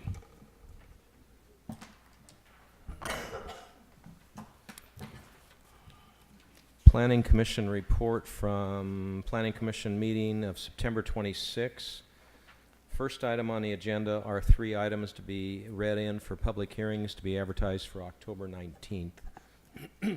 First one, consider a zone change amendment request from Target to amend the existing plan development commercial zone by changing the exterior facade materials and colors of the existing commercial building. The site is generally located at 275 South River Road. Owner is Target, representative is Mr. Bryce Christensen. Item B, consider a zone change amendment to Dinosaur Crossing Commercial Center, which is a Smith's Shopping Center, to amend the PDC Plan Development Commercial Zone on Lot 9 and Pad L of Lot 9 to develop an Ace Hardware store, which would include a garden center. This property is generally located at the southeast corner intersection Mall Drive and Riverside Drive. The owner is Dino X. Item C, consider a zoning regulation amendment to amend Title 10, Chapter 8, Plan Development, Section 5, 1085 D7, Residential Development Standards, and also Section 5, 1085, Side Yard Setbacks. Applicant is Nick Mason of Bach Homes. Those are the 3 items to be read in. Any questions? Otherwise, I'm ready for a motion to set those public hearings. I would make a motion to set the public hearings to be advertised for October 19th, 2017 on the items 1A, B, and C. Second. We have a motion by Joe, second by Betty. Any discussion on the motion? Seeing none, all in favor, say aye. Aye. Any opposed? Motion carries unanimously. Next item on the agenda, there's 2 items. One is on the City Council as item, 6F, consider approval of a conditional use permit to construct buildings exceeding 35 feet in height on property located between 200 West and 300 West on the south side of Tabernacle. And then there is also in the Planning Commission report, which was read at the same time at Planning Commission is item 4, amended building design conceptual site plan. And it says, consider request for amended building design and conceptual site plan for Joel Plaza to develop a mixed-use commercial and residential project. And the requested revisions include, number 1, building and site design changes, 2, increase in number of units to 197. Property is located between 200 West and 300. So, with your permission, I'll talk about both of them. Sounds good. I do have a couple notes I may have to grab on the floor, but let's see if I can go through this basically without doing that. Just to verify, do we need to vote on these separately? Yes. How did we do that? Yeah. Yeah, separate motion. So this is a site you're familiar with, outlined here, these properties. And here's 100 South, and backing up against it are some residences. This shows the zoning as C4 in this area, and the properties behind it is RCC Residential Central City. This is the original northeast conceptual rendering that you've seen before, and for reference, Tabernacle's here, 200 West is here. And I'm pointing with an arrow, and I'll bring it up in a couple other graphics. They're proposing a change in this area. And this was the original east conceptual rendering. So here, and this compares kind of a before and after what's been approved by council and what they're requesting. The arrow's pointing to this right here. And if you compare the difference, this is being filled in. Their request basically is to see if they can get 7 more units into this project and approved. And this is architecturally what they're changing. As you looked down the street and in the earlier rendering, it doesn't appear, and Planning Commission didn't feel it would be a significant change in the architecture in terms of pop out and relief. And I just put this red line here kind of for reference, just to help orientate. This is would represent the rear yard for the residences that are there on 100 South. And this is the rear parking drive aisle to get into this project. So that's the change in the building. And again, looking from 200 West and Tabernacle, right where I'm pointing on the upper one is the area that would change, and this blue arrow showing where it would change. Original southeast conceptual rendering. And again, another view of the area I've been talking about. This is what it would look like changed. This is on 100 South, looking back through the residences. This was a simulation of what the building would look like. And here is a change of what it would look like now. Again, this is the area that they want to add into. Now, here's the layout. This is building A. It's all one building. You've got these narrow connecting halls, but this wraps around. This is building A. This is building B. This is what was previously approved. And what I'm going to point out is where I have the arrow here, they want to remove this part of the building and in essence attach it here and elongate building B. So this is the plan on the right I just showed and talked about. This is one on the left. I wish they would have used the same graphics. This is showing the parking underneath, but basically here's building A as it wraps around. And this has changed where now they have a sports court, and you'll be able to see it in a little rendering in just a moment. And then this building B has become longer from what you're seeing here. But A has become shorter along that side. Is that true? Yes. Go back to that other picture. Well, I can, or I can show you right here. Yeah. This is where that part of A was longer. This is 100 South behind. Now A is shorter and B is extended out. Is that okay? Okay. And then a little bit of rendering view of that. This is now building B here. This is A. No changes on any of this on Tabernacle. No changes here on 200 West, except when you get down into this area. This wasn't seen at Planning Commission, but they asked to have it provided for council to look at. And it's showing where they're proposing to have some amenity area, some outside area on top of this building here. And this is the end where it's shortened on building A. And then you can see across on building A, the backside, where they have those amenities also, and here. So again, this is a new rendering that the Planning Commission didn't see but requested. This was building B, a little shorter compared to building B here where it's extended out. Building A here longer. Building A has had this section. And I'll let the applicant kind of elaborate on all of the logic and reason that they did that, but the bottom line is that they're trying to get 7 more units. Now, another request, that the conditional use permit by itself is really asking for 5-foot elevation height change. If you look here, you can see how this property tapers down a different elevation. And I know you can't read the fine print here, or if you can, then I'm jealous. But the highest point is 55. In a staff report, it says that the average height is about 45 feet, but we look at the maximum height. And previously it was 50 feet approved, and now they're wanting to go up another 5 feet. So you'll have to look at it and see if you support that. That's on the interior, the 55 foot. This would be looking at it from 100 south, and then from the very point from grade up, the highest peaks would be 55. What about building A? What that height was? I think that stays the same. I'll have to let the applicant They're address. nodding their heads. Oh, well, good. You could both say Okay. 74.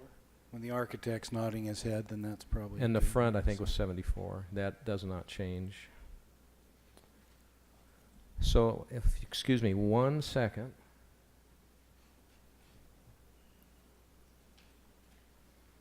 What's requested tonight is action if you would approve the height change, conditional use permit, 5 feet.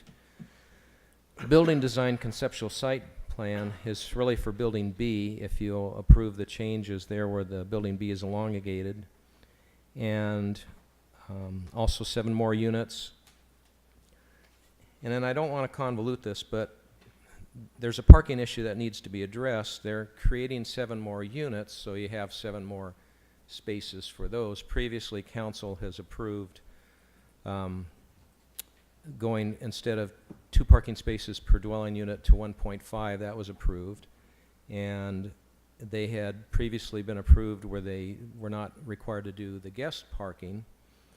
But recently there was a zoning ordinance change where in the downtown area you no longer have the 1 to 250 for office parking ratio, and you don't have the 1 to 100 for restaurants. It's now 1 to 500. So you've actually gained parking if you recount everything down there. So what they're saying now is they're wanting to put guest parking in, but you had approved them to not have it required. 66 are required. Now they want to put 34 in that they didn't have before, and they're short 31, and they want to see if that can be approved.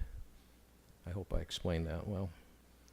So the request again is conditional use permit for height, the building design for the layout, and also to consider, are you happy with the way the design looks? Did that change it significantly? Do you support the parking where they have the same approval they had for the entire project, because this is an amendment, so that the 7 units are considered in parking, and then also to add the guest parking. I think that concludes staff's comments. Very good. So we're really addressing the parking, the height, and the design. Right? Yes, height, parking, and the units. Units, which fits under design, I guess. Yes. So unconvolute that for me. So you said 7 new units. How many new parking spaces? Sorry, I have the numbers here. Let me. 7 or 9? 4? 34. Yes, 34, and they'd like to reduce 31. If you required guest parking, it'd have to have 66. They're saying they can provide 34, and they're asking you to reduce 31. But the current approval did not require that. That's my understanding. This is the first time I presented this because it's an So amendment. how would that take into account the parking changes that the council approved for counting off-street parking? They would have more than would be required because of the possibility of restaurants or whatever else they may put in, the new ordinance change. If we don't approve the parking, where do people park? Because it sounds like I'm a pickle pickers. Peter Piper, picker, pecker, pickle Peter peppers, Piper. Because you don't want to put the extra cars into the neighborhoods on those streets, do you? Well, I think that the issue is that in the downtown area, we agreed with the item in the C4 that we would allow parking, and they presented a proposal to us that said that the studies show that our requirements are in excess of what other communities have in their ordinances for these types of units and these types of locations. And so you granted them the variance. And so to me, what they're asking for tonight is not any different than what you already granted. Okay. And plus, with the change, if they do locate some restaurants in their project, then they would only be required to go. They could go with less than what we had previously when this thing first came about. So, I would guess, just my opinion, that they're probably going to have more available parking to meet the ordinance with the new change than what they're asking for you to change tonight. So just to be clear, Good luck. 369 total spaces in the project, and 190 residences. It's increased to 190 residences. It's 197 residences now currently. Okay, 197. It was 190. That's correct. But the parking spaces is correct, right? 369 spaces, or are we talking? Are there more? I can't remember actually, but Come on. the number the number of parking spaces. Essentially, what we're doing is we added 7 units to 197, but because of the zoning ordinance change that occurred, in our opinion, we're adding 34 additional parking stalls. With the same request that we had before, the same request that you granted. They're not adding them, they're being allowed to count them towards meeting the They were ordinance. already there So before. it doesn't matter whether the ordinance changed or not, there's the same existing parking, but it comes closer to meeting it. And the reason that we were even discussing the allowing a reduced parking is that you're talking about a project that has commercial and residential. It's a mixed-use project, which we don't have anywhere in the city. So, number one, we don't know exactly how it will work. All we can do is look at what other places have done with regard to mixed-use projects and see if this compares to that, which it does, from the numbers that they're providing currently. So, it's an experiment in our downtown area. And yes, there might be, if each person has 2 cars and they park in the commercial area, there's still almost 2 parking stalls per unit.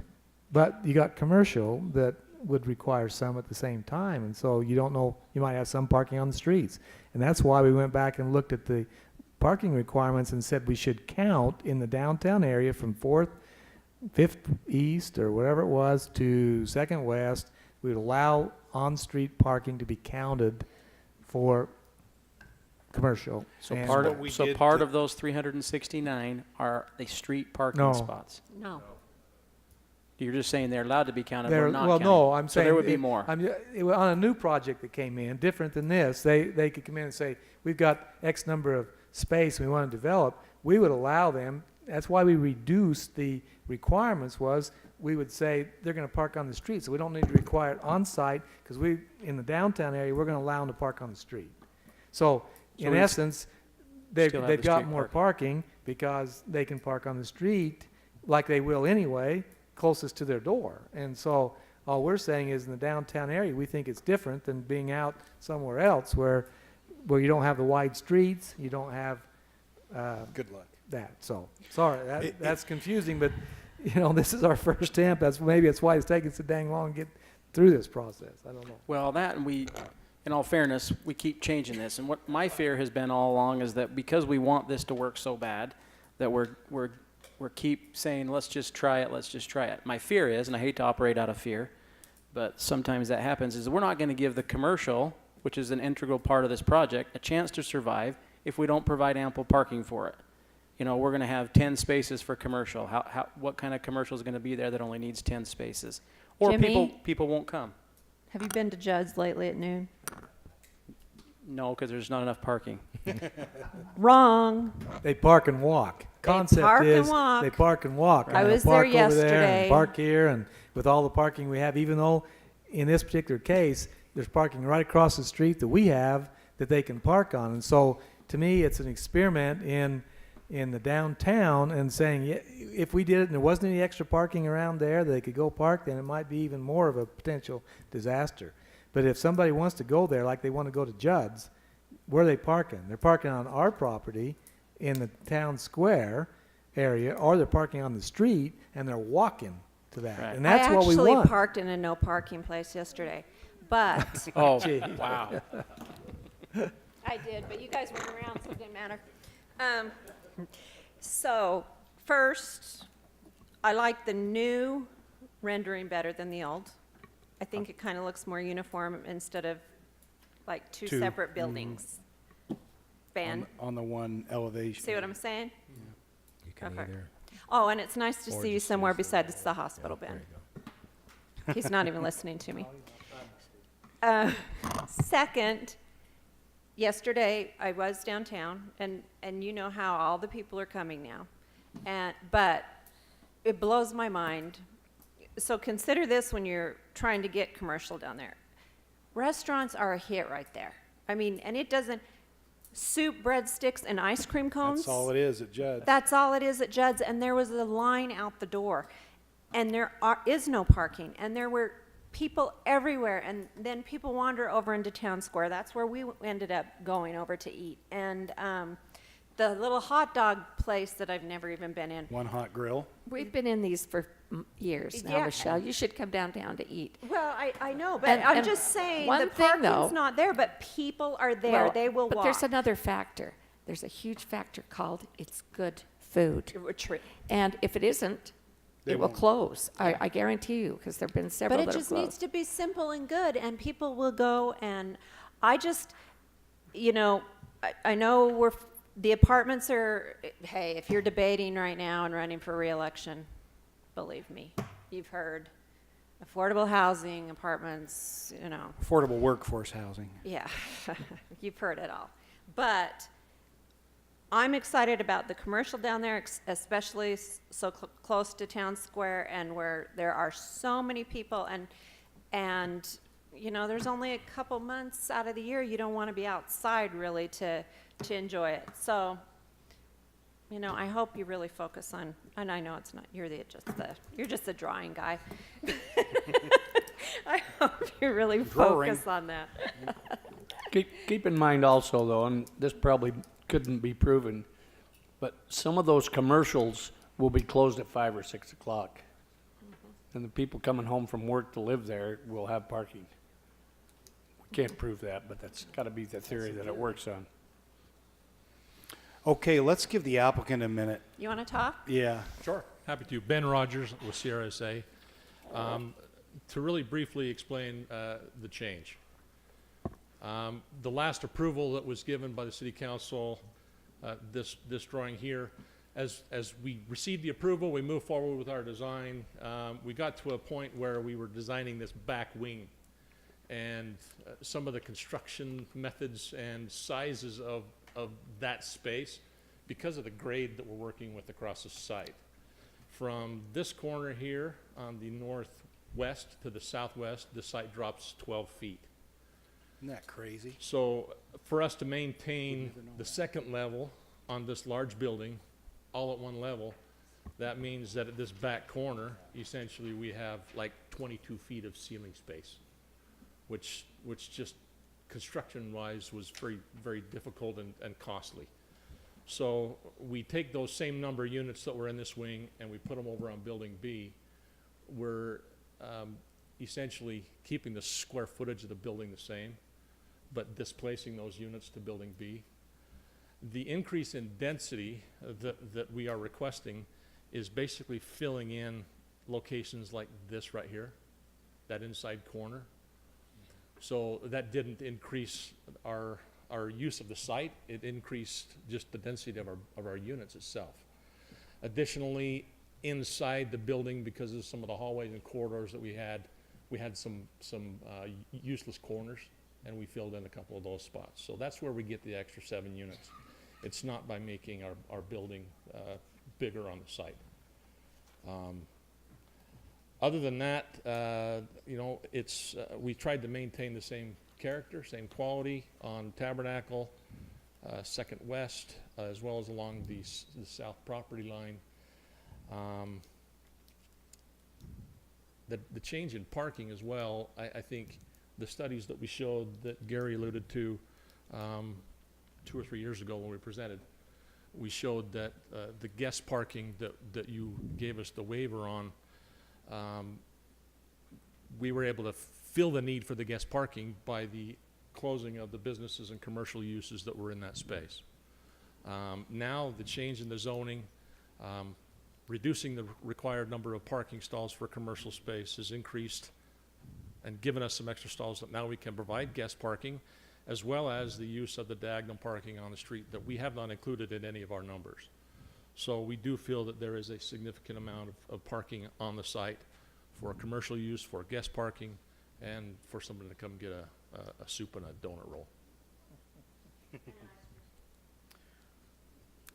Candy. Okay, Ben. And because the 12-foot difference in that elevation, I'm gonna throw out the same thing I threw out at Planning Commission. Be a nice time to build a retaining wall there with a wall on top of that so that the people on the south side, I guess they'll look at a wall instead of a building. Jared and I just talked about that a minute ago, and I think I could speak for him that is a plan for the project, to put up. We'll work on the grading to see what grading would allow us to do on that south side for a retaining wall, but additional to that, there will be a 6-foot cinder block wall. If we had another 6 feet of retaining wall, that'd be awesome. I said to the mayor, you would never really realize the grading unless you're on like a skateboard or roller skates, Right. because I've never, had no clue. Okay, Ben, I have a question for you. Now, we've gone from originally 146 units when the first proposal was made. Now we're up to 197 units. And Up so 7 this time, but yeah. 197. And so we're, for the people at home, in the interest of transparency, we get a little lost. This has been going on for years.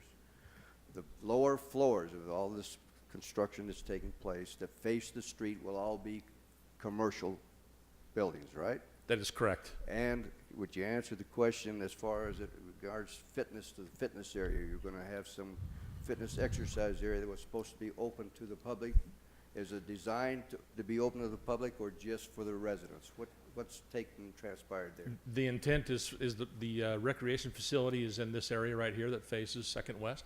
Mm-hmm. The intent is for that to be available for membership by the residents that live here as well as residents in the community. So that it'll be a membership, so the members, the community at large can access that. Correct. Okay, and that'll be good because they can go there and eat and work out and have a good lunch. Have your ice cream cone and then go work out. There you go. Good, thank you. I'm clearly outnumbered here, but, and I love the Wilkinsons, and I want this to be successful, and I'm excited to see a project like this. We mentioned the parking across the street that's a city property. What does that do in the future for what we can do over there because of the lack of parking in the future? Betty, with what your vision is for over there, what's that going to do with the lack of parking? I know why we've done the parking thing, and it's going to work in some areas. I just feel like we've stretched it a little too thin here. we've increased the units a little too much, and we're really gonna paint ourselves in a corner here if we're not careful. Now, maybe I'm wrong, and I'll be happy if that's the case, but I just think you have the courthouse parking that is empty by 5, and you have the school district parking lot that's empty by 5, that people utilize. They That- can come down and park in front of my house too. That's the one that may have something in it, may or may Well, not. The other thing I think we're hoping is, with these apartments, not everyone will have 2 cars. There might be some millennials there, might be some seniors there, and we're hoping to attract, I am anyway, those kinds of folks that want to live, work, play, in the area, and I hope that works out too. Jimmy, you're right. We're doing a lot of this on experiment, as the city manager said, and hope. if you don't have hope, what do you got? That's right. That's right. There's Well, also, I- there's also a significant part of the parking garage and underneath actually the fitness area that we're going to have bicycle lockers for the residents to So some store and lock incentive their there. bikes. Mhm. I just think that since this is such a huge project, if you counted the space, if you do diagonal parking along Tabernacle and even down 200 West, that the number of, and then on the other street, 300, I guess, the amount of parking that you're gaining just in that street, and we can say, well, maybe you don't want to do that everywhere, and we don't, because most of the streets aren't 90 feet wide with rights of way. And I think if we're ever going to see a project like this, and I hope I'm right and you're not, but time will tell. But I think that the problem is, even if we went across the street and did a building over there on the corner of that and used our own property, and then we would still have to have parking for the town square that we have there, and there's a library there, and so if somebody wants to walk, they can find the parking. And so, yeah, could there be a problem? Yep, could. Well, Gary, as you aptly pointed out, this is a kind of like a pilot project. It's the first time the city's gone out to have mixed use, to bring in that commercial, and in order to support that commercial development that the city has wanted, you have to have some residents. So that's how we ended up with all these apartments. It all ties together. Whether it'll be successful or not, time will tell. But I think that this is part of the looking forward and making some forward changes to allow this to happen. And, That's essentially the reason why we're here a third time for approval, is we're doing our best to make sure that this is a successful project for the city, as well as a profitable venture for those that are investing in it and building it. And you're not changing any of the material. You're not going to use No. lesser No, this is material. our material Everything board stays that the has same. stayed the same, that has been previously approved. Good, thank you. Another thing, we have diagonal parking on Tabernacle as it is, and it helps the speed Slows it going down. through there, Mhm. and that will help if that same thing is carried on there. Keep in mind also that there's a lot of vehicles that park at the town square that are at the courthouse, and they're gone at 5 o'clock too. I think just one other comment, Mayor, I know I've beaten it up too, that I guess it's just a feeling of being somebody who was born and raised in downtown, and if there's one area where an investment of this type of dollars into our community would help, it's in the downtown area, because we haven't been as successful in developing the downtown. I mean, it's like any other community. Everybody flies out of the downtown and goes into somewhere else, suburban flight. And if we can do whatever we can do, like building a new elementary school with the school district, or doing this project, or the other one that's talked about, to bring that more life downtown, even if it goes beyond this to the next block, because people want to see these things happen and they want to get encouraged, they want to move back downtown. That's what I'm excited about, is that to have private developers willing to invest that type of money in that block that is really not one of the best blocks that we have in the city.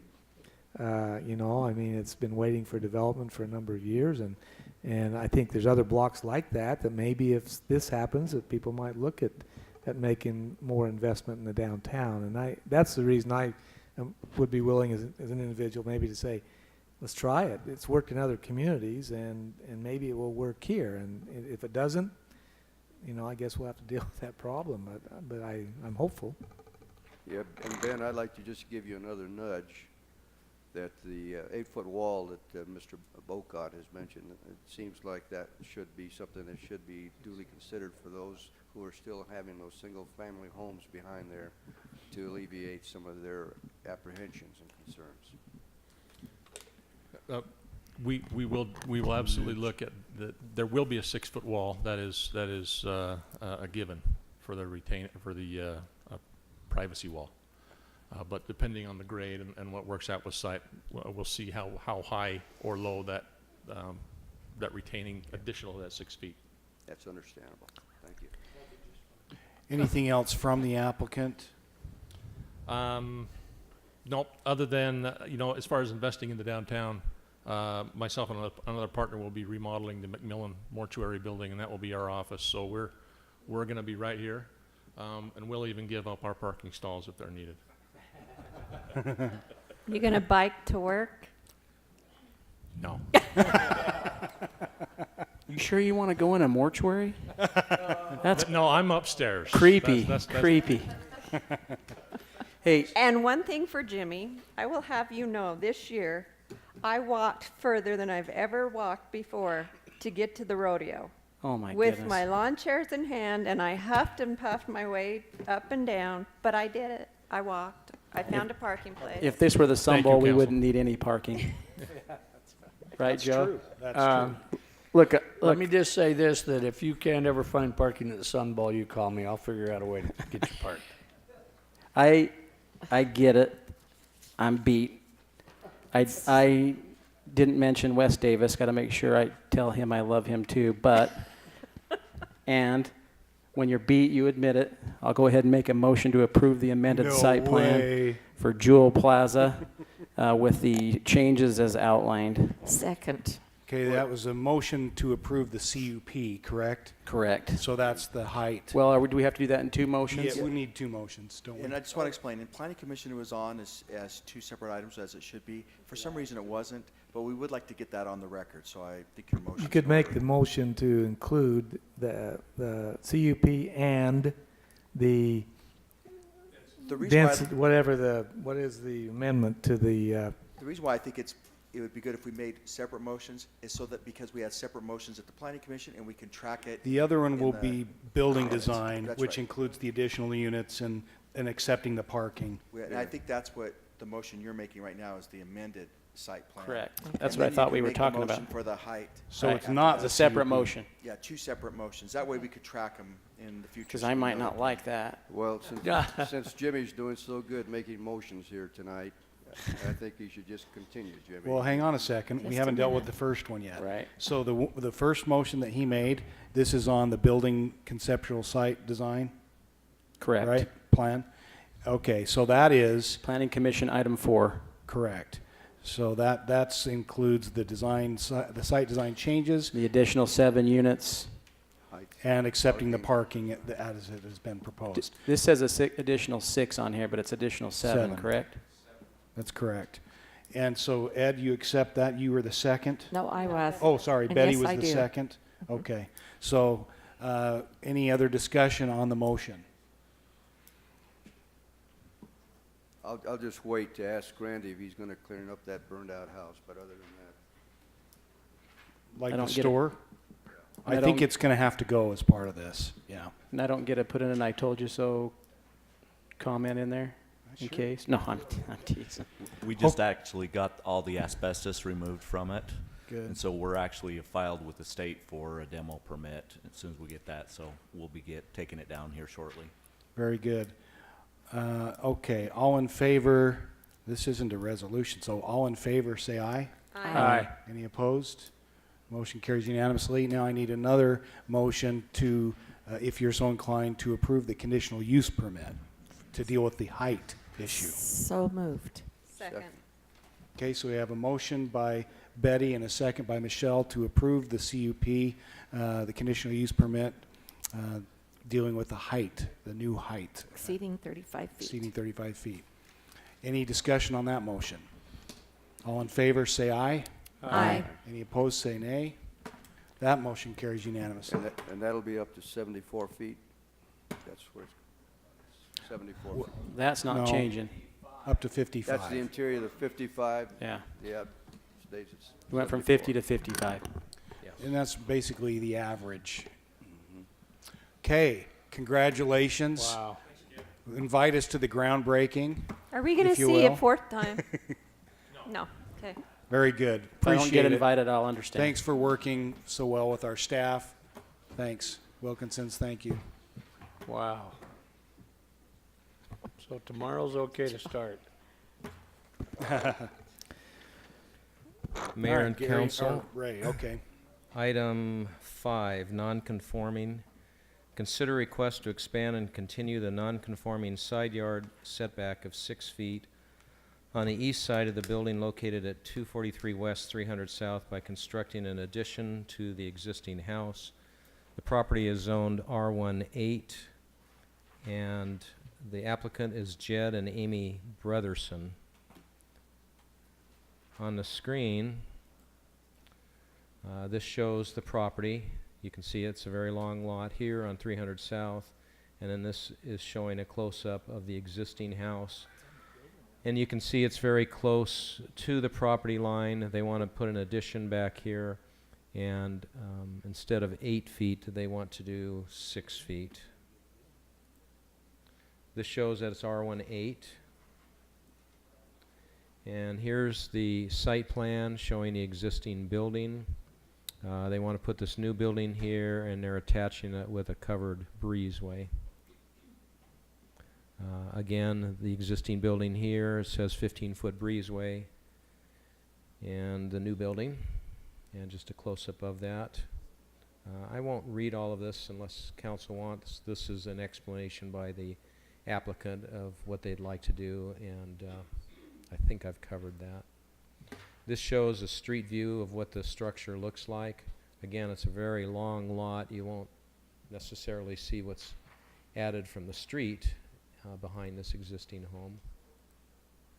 And I tried to just show some close-ups, how close it is to the wall now, and that's how close the addition would be in the back. And there would be a building in front, a breezeway connecting, and a new building in the back. This is the construction plans, and I'm just going to zip through those unless you have a question. Is it a single-family use then? Yeah. Single-family use. And if you haven't seen this, we have a updated version of this in the handout. At Planning Commission, they didn't see these these plans. These were with a building permit. My understanding is they already have a building permit for, and it was approved. And they were supposed to have 8. We discovered it was supposed to be 6, so then it came before you as a non-conforming. But existing structure and attaching to the back, and that's called an addition, so. Are there doorways, Ray, in the, going from under that covered breezeway into that? I saw no doorway here. I see a doorway on the back side of this one only. How does that work? And this is the doorway that you're asking about, and then here's this covering that connects the two. And were there 2 doorways in the rear? Yes. I That's don't. what it shows on the. Yeah, behind the, Behind the existing? there's a. Behind the new addition? The applicant's right behind you, Ray, maybe he can show us. I'll let the There you go. applicant come up then. So even though it looks like there's 2 buildings with that attachment, it's actually 1. If you'll state your name. Mr. Mayor, council members, forgive me, my tonsils were removed last Friday, so my wife may have to speak for me. How do we go back to the rear? You can move forward or backwards. You see the track. Yeah, that's not good. Yeah. Booger. Going way too fast.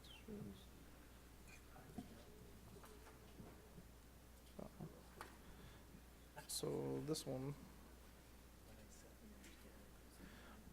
So this one right here, it's not showing a door right here. There's a mudroom door right here off the rear of this home, and that'll be the door right there. And then we're putting that other door in here to go into this addition.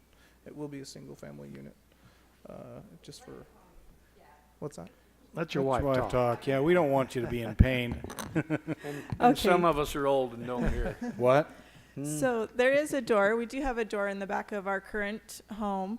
It leads to a mud room or a storage room. And we are planning on opening another door. We don't currently have one, but we're planning on opening another one under the roof in this breezeway. So it will just be a single family dwelling. It's always the intent to increase the footage you have for your own purposes back there. Yeah. I guess the biggest concern obviously is that in the olden times, I guess, the people come in and did those and they convert them to apartments. And I think that's the only concern we have, it because this is exactly what I was talking about earlier. We want to encourage somebody to upgrade and to move downtown and stay downtown, and this would do that. However, you know that in the past, there's been some people that have turned them into back apartments, and so, you know, we would just hope that that's why the question's about the doors. If it's a single family, it's on the record as that, then hopefully if it changes use, Joe told me he lives around the corner, he'll come in and tell us, then we'll have to go against whoever comes in, so. Yeah, no, we're not planning.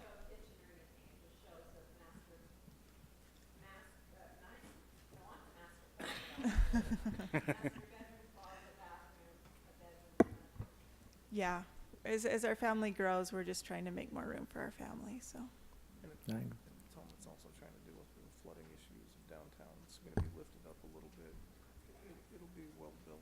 Yeah, so our yard does flood frequently, and so we're lifting, that addition will be lifted up a little higher, so we don't have the flooding issue in our home. That would be the reason why you're not just attaching it fully to the existing home. Right. Okay. The original home's 85 years old, that's way too low. That, and they continually have a challenge with flooding on that street.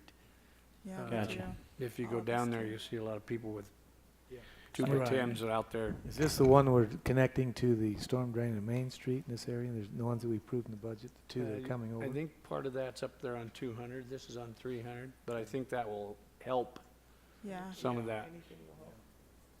Yeah, so the way our current home sits, it's a little bit below the street line, and so we constantly get water coming in there. Perfect. So, Yeah, because that'd be the first question that some people would ask is why, you know, is that what we're trying to do, which has already been mentioned, to try to create a second dwelling, which there are other people who would say who cares, but we just don't want to have issues with the neighbors, so. But that makes sense to do what you're doing. right. Well, Anything else you'd like to say? I think it looks pretty good. well, Mayor, why is it I get that image of Gloria Shakespeare smiling as this thing moves Because she'd forward, probably be single happy, family? I guess. Yeah. Yeah. Yeah, Yep. that's right. We would only have 9. Any other questions for the applicants before they sit Oh. down? Just one other comment. We have a power pole that's in the backyard. I see that. See it there. And so that just, if we would to have to shift the house over, that would limit our ability to get, you know, any trucks or anything back in We the only have 9 feet in between the building and the pole. pole, so. And you're already at 6 feet, right? No, if we were to move over at 8 feet, we'd only have 9. Well, Right, your but I'm existing just home saying is 6 feet, though. Yeah, So you still have the same distance between the So- existing home and what the next one will be. right. That's why they're here, is to allow it to be a non-conforming use, Right. to add to, Right. and keep a 6-foot setback rather than requiring the new one Right. With the to go to second 8 building. feet. And we've done this before in the downtown because of the long, narrow lots Yeah. that you have there to encourage the use of the back part of the lots. And so I think it's a great upgrade in the area there. I think that we ought to encourage more of it. I do too. Yeah. Any other no, questions? That's good. Nope. Good comment, Gary, for the downtown area. What brother, do you have a brother named Jeff? Is that your brother? Lives up north? Used to be my neighbor? Oh, I might have to reconsider here. No, I'm teasing. I'm teasing. All You I can't have pick to your say is I'm relatives. sorry you had to have a town select me at your age. The worst, I painful. know. I had one about that age. It's horrible. I'm ready for a motion. Okay, move to request, that we Approve the, approve the non-expand and continued non-conforming side yard setback of this house on 243 West, 300 South. Second. Motion by Betty and a second by Joe. Any discussion on the motion? Seeing none, all in favor, say aye. Aye. Any opposed, say nay. Carries unanimously. Thank you. Thank you. Thank you. Good luck. Appreciate it. Glad to have you downtown. Tell Jeff I said hi. Keep eating ice cream, and it's a good excuse, right? Oh, I have to say, by the way, because I just thought of it, you know the house the lot that we sold on Diagonal? It was a problem lot. Yeah. Have you driven Yes, by to looks see great. the home that they built Looks there? great. Don't you love that color? Oh, I love the house. Looks great. Yeah. Oh, it's just everything about I it's saw perfect. it today. Yeah, I love it. Oriented just perfectly. Yeah. You know who designed that house? Todd Jacobson. Huh. Yeah, the person that lives in that house works for the city downstairs. That's They awesome. do? Would they let me go in it? Oh, sure. Oh, and she says her husband's Brenda working Hatch, on I it, think. and every time I drive by, he's sitting out on the balcony. I would be too. She's It's a painted nice it balcony. blue. It's so cute. Love that color. That. Okay, bluish. Wes, see what you can do I'll now. go fast. Oh, yeah. I will. Okay, can I start with the preliminary plats? Is that okay? I just need to do that first. Okay, item 8 from the Planning Commission report is a request to approve a preliminary plat for a 7-lot residential subdivision called Chaco West Phase 5. Site is located along Ticini Drive in the Entrada development. Number of lots is 7. Density is 1.14 dwelling units an acre. Zone is PDR. It's part of the Entrada development. General plan shows this is LDR. And basically, the road's already improved. The units are 1, 2, 3, 4, 5, 6, 7 right here. If you look on your vicinity map, it's kind of down there on the very south corner of the Entrada development. And the only thing is they're going to have to put sewer across here so that they can get away from having to do a lift station on one of the lots. And so they'll actually have to run sewer. It's either here or here. I think it's right here. They'll actually have to run sewer across one of these lots from that lot to get in, just to avoid doing that. They'll have to grant an easement. Questions, council, on this preliminary plat? I don't have a question, but can we in the future not have a topographical map? Yeah, I know. I don't know why they did it like Oh, that. it's It's just- hard to see the you units. can't tell where the can't lots tell where are they or anything. Yeah, I know. Shape up. Motion to approve the preliminary plat for Chaco West Phase 5. Second. Motion by Michelle, second by Jimmy. Discussion on the motion? Seeing none, all in favor, say aye. Aye. Any opposed, say nay. Motion carries unanimously. Okay, item 9 is a request to approve an amended preliminary plat for a 59-lot residential subdivision called Maple Estates. Phases 2 through 4. Site is located on the east side of Copper Cliffs Drive, 403,000 east, and Where the between heck? Bandit Hills and Maple Mountain. Property is 28.7 acres. Density is 2.05 dwelling units an acre. Zone is R110. General plan LDR. Basically, the amendment is to add this lot right here to the subdivision. One of the concerns, and I'll show you a cross section through here. One of the concerns that came up at Planning Commission is this sits a little higher. This property does, which they are proposing to dedicate to the city. Remember, this was the hillside, and they're going to dedicate they're proposing to dedicate that to the city, and then they'll have that trail that comes along here that will be used to capture runoff from the hillside, plus allow for a trail to come through here, comes along there, and it comes along here, and it's about 8 feet higher than this lot right here. One of the concerns Planning Commission had was somebody's riding their bike, could they go over that 8-foot wall into that backyard? You can't put a privacy wall on top of it per ordinance unless you set it back. So we talked about that with the developer, and they provided this cross section of that lot. So basically, they'll do a 6-foot high retaining wall, then they'll step it back as required by ordinance, and then there'll be 2 more additional feet, because this is about 8 feet lower than that future trail. And then they'll do a 6-foot privacy wall here, which would then continue to provide the privacy from this, both the safety and the privacy for the lot from the trail. That was one. No, just this one lot. So the trail, so this is lot 74. So the trail comes right along here, along that side yard. And that was the concern they had, was safety, somebody riding their bike going into that lot, and also a privacy issue. So by here? It starts going back down to grade through here. There is a final plat on tonight that you'll see right here, and it kind of turns and goes that way. Yeah, but this was the worst spot because of the location of the trail relative to a lot, and then the height difference. This will all still be higher as it comes through here, but there is more of a setback, and I'd have to check the elevations again here, but this seemed to be the worst spot. Because we already have an issue in the city right now where a trail has been installed and it's along 2 lots, and now the trail's way higher than the lots, and there's some concern there for privacy. But that's the amendment. Any other questions, council? If not, ready for a motion? Motion to approve the preliminary plat with the amendment for Just adding Maple Estates Phase 2 through 4. Right. Second. Motion by Jimmy, second by Betty. Any discussion on the motion? Seeing none, all in favor, say aye. Aye. Any opposed, say nay. Motion carries unanimously.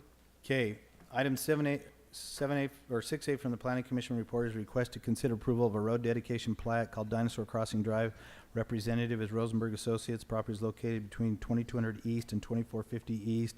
Zone is PDR and R110. All aspects of this final plat were reviewed.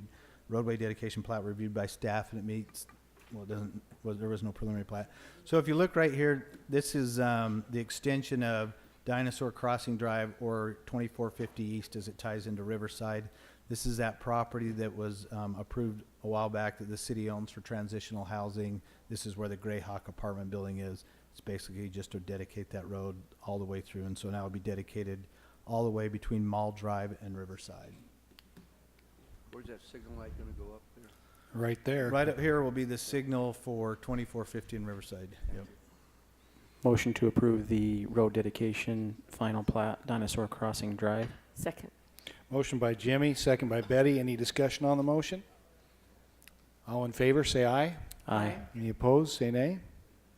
Motion carries Okay, item unanimously. 6B is a request to consider approval of 21 lot residential subdivision final plat called Elmwood Estates Phase 1.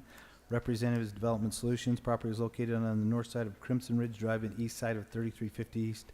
Zone is R18. All aspects of this final plat were reviewed by staff and it meets the conditions of the preliminary plat. So this is Elmwood Estates. If you look on your vicinity map, well, this is Crimson Ridge Drive as shown here on your vicinity map, and then here is 3000 East.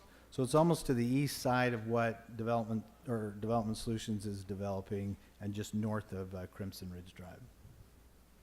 Questions, council? Motion to approve the residential final subdivision plat for Elmwood Estates Phase 1. Second. Motion by Michelle, second by Joe. Any discussion? All in favor, say aye. Aye. Any opposed, say nay. Motion carries unanimously. Okay, item 6C from the Planning Commission report is request to approve Fossil Hill as a 12-unit residential subdivision final plat called Fossil Hills Townhomes Phase 3. Representatives Development Solutions. Property is located on the east side of River Road, approximately 3200 south. All aspects were reviewed by staff and meets the conditions of the preliminary plat. So this is River Road right here. If you look on your vicinity map, here's River Road, Dixie Power Building right here. River Road comes into Brigham Road. It's just right there. It's, and these units right here. This is a private street right here. This is more of that housing. Yep, affordable workforce housing. Motion to approve the final plat for Fossil Hills Townhomes Phase 3. Second. Okay, we have a motion by Jimmy. Was that Jimmy? A second by Michelle. Any discussion on the motion? All in favor, say aye. Aye. Any opposed, say nay. The motion carries unanimously. Okay, item 60 is a request to consider approval of a 12-unit residential subdivision final plat called Fossil Hills Townhomes Phase 4. Representatives Development Solutions. Again, the property is located on the east side of River Road, approximately 3300 south. Zone is PDR. All aspects of this final plat reviewed by staff and meets the conditions of preliminary plat. This is just adjacent to the one you just approved, just to the kind of southwest of that Phase 3, and that would be Phase 4. Do we have a motion? Motion to, whoa, that was weird. Motion to approve the final plat subdivision for Fossil Hills Townhomes Phase 4. Second. Motion by Jimmy, second by Betty. Any discussion? All in favor, say aye. Aye. Any opposed, say nay. Ed, did you say aye? Okay. All right, motion carries unanimously.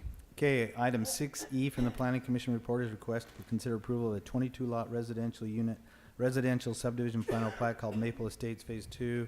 Representatives Development Solutions, properties located at Copper Cliff Drive and about 3600 South, zone is R110. All aspects of this final plat were reviewed by staff and it meets the conditions of the preliminary plat. And that's the reason we did the preliminary plat first, because that's to now include that additional unit that was amended as part of that preliminary plat. So here's Copper Cliffs Drive, 3000 East, right there. Questions? Ready for a motion? Motion to approve the final subdivision plat for Redwood Estates Phase 5. And that's one we're on, right? Yeah. Second. Was it Maple Estates? Maple Estates Phase 2. Yeah. Oh, I'm Sorry, one I ahead skipped of you. one. It Sorry. just says that on the screen, Redwood Estates I Phase know, 5. I'm going You skipped ahead. ahead. The motion was for Maple Estates Phase 2. Yep. And who was the second? So that was Michelle and Betty, respectively. Any discussion? All in favor, say aye. Aye. Any opposed? Motion carries unanimously. Okay, item 6F from the Planning Commission reporters request to consider approval of 11-lot residential subdivision final plat called Redwood Estates Phase 5. Representatives Development Solutions. Property is located at 3230 South at approximately 3310 East. Zone is R18. All How many aspects- lots? It is 11. Says 6 on our agenda. Oh, really? Mine says 11. Count 'em. Mine There's says 1, 6. 2, 3, 4, 5, 6, 7, 8, Right? 9, 10, 11. Yeah, 11. Okay, good. Just so Someone we wants to change just so we have the right one. Yeah, so it's 11 lots. Zone is R18. Again, this is, if you look in your vicinity map, there's 3000 East. Man, it always takes me a minute to find Crimson Ridge Drive. Yeah, it does say It's that. right there. So it's a little north of, here's Crimson Ridge Drive right here. So it's, again, to the easterly edge of what they're developing right now. I'll approve the right one this time. Second, the right one. Redwood Estates Phase 5. Motion by Michelle and a second by Betty. Any discussion on the motion? All in favor, say aye. Aye. Any opposed, say nay. Motion carries unanimously. Okay, item 6G is a request to consider approval of a 5-lot residential subdivision final plat called Redwood Estates Phase 6. Representative is Development Solutions. Property is located at Crimson Ridge Drive and approximately 3310 East. Zone is R18. All aspects of this final plat were reviewed by staff and meets the conditions of preliminary plat. So here is Phase 5. This is just the fill-in of those lots between Crimson Ridge Drive and Phase 5. Very good. Do I have a motion? This is a 5-lot, right, residential, you said. I think it's listed both ways on, in the detail it's 5, correct, Jimmy? And then further on the summary, it's 6, so. Is that Yeah. Oh, So It's Phase 6, Hey. 5 lots. you. I didn't write that. I'll have to check that. It's all right. We're just trying to keep you honest, Wes. Whoever's not here. Motion to approve the 5-lot residential subdivision plat Okay. for Redwood Estates Phase 6. Second. Motion by Michelle, second by Betty. Any discussion on the motion? All in favor, say aye. Aye. Any opposed? Motion carries unanimously. I guess the fault lies with me, because I should have checked it. So sorry about that. Okay, item. So we won't be seeing you in a couple weeks? Probably not. If you have a beard, we might accept To it. grow that back. Okay, item 6H from the Planning Commission report is a request to consider approval of a 6-lot residential subdivision final plat, hope that was right, called Redwood Estates Phase 7. Representative is Development Solutions. Property is located at Crimson Ridge Drive and 3350 East. The zone is R18. And again, all aspects of this final plat were reviewed by staff and it meets the conditions of the preliminary plat. So here's Phase 5, Phase 6, and now you're getting to Phase 7, which kind of ends where they are at right now. 5, 6, or 7, with how many lots? 5? This 6? this one's This 6. one I'm has teasing. 6, I yeah. know. Any questions, council? Ready for a motion? Motion to approve the 6-lot residential final subdivision plat for Redwood Estates Phase 7. Second. Motion by Michelle, second by Joe. Any discussion on the motion? Seeing none, all in favor say aye. Aye. Any opposed? Motion carries. These are all like minute. Well, you could do them. We've always just done them one by one. Yeah. You know, There's 5 lots, 6 lots. This one has 3 lots. I don't know why they chose to do that, because it's kind of small for them. They've been holding about 10, but they've really, It was making me nervous with all these R18 lots until I realized we haven't even approved 10 of them yet. yeah, I know, and so, sorry. Okay, It's a little more than 10. item 6I is request to consider approval of a 3-lot residential subdivision final plat called Sequoia Estates Phase 2, Representatives Development Solutions. Property is located at Maple Mountain Drive and Lupine Drive. Zone is R18. All aspects of this final plat were reviewed by staff and meets the conditions of preliminary plat. So here was that Phase 2 that Councilman Boca asked about, and the trail will then come behind these lots. They're not dedicating that property yet, as they're waiting to see how this develops out, but the trail will come down through here and then over that way. The reason they left these 3 lots out, it was originally supposed to be part of this plat here, but there was an ownership issue, and so they pulled it out till they could make sure that they had the right ownership. I will make the motion, but I know why they do that. Because they're afraid if they came in with like 28, then they're going to get a lecture from him, and they just don't want to hear it. So now they're just coming in with little pieces, and you're just making our meeting longer. So thank you. I still might lecture. Motion to approve the 3-lot residential final subdivision plat for Sequoia Estates Phase 3. Second. Motion by Michelle with a second by Betty. Any discussion on the motion? Seeing none, all in favor, say aye. Aye. Any opposed? Motion carries unanimously. By the way, Lupine Drive, lupine is poisonous to cattle. Uh-oh. Even worse. It's poisonous to children. Okay, item 6J is a request to consider approval of a 22-lot residential subdivision final plat called Sun River St. George Phase 51. Representatives Rosenberg Associates. Property is located at Nighthawk Drive and Sandpiper Drive. Zone is PDR. All aspects of this final plat were reviewed by staff and meets the conditions of preliminary plat. So if you look here on your map, here's I-15. Here's the Sun River development. This is Sandpiper Drive. Fire station comes up like that. You'll see Sandpiper Drive. And then this is Pioneer Road here, and you have Nighthawk Drive. These will both be public roads as they service all of the Sun River development, and then these will turn into private roads as they enter into the Sun River development. So moved. He said I could say that. Sean. This is what happens when we skipped a planning commission meeting in September, sorry. Second. Motion by Betty with a second by Michelle. Any discussion on the motion? Seeing none, all in favor, say aye. Aye. Any opposed? Motion carries unanimously.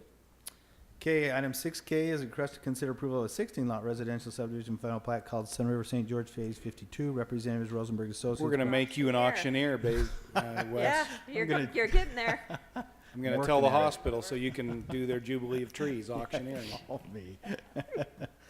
Property is located at Desert Sparrow Drive and Kestrel Drive in the Sun River Development Zone is PDR. All aspects of this final plat reviewed by staff and the meets the conditions of preliminary plat. Again, it's over here in that development that we just looked at, just a little bit north of what we just approved. So moved. And this is it right here. Second.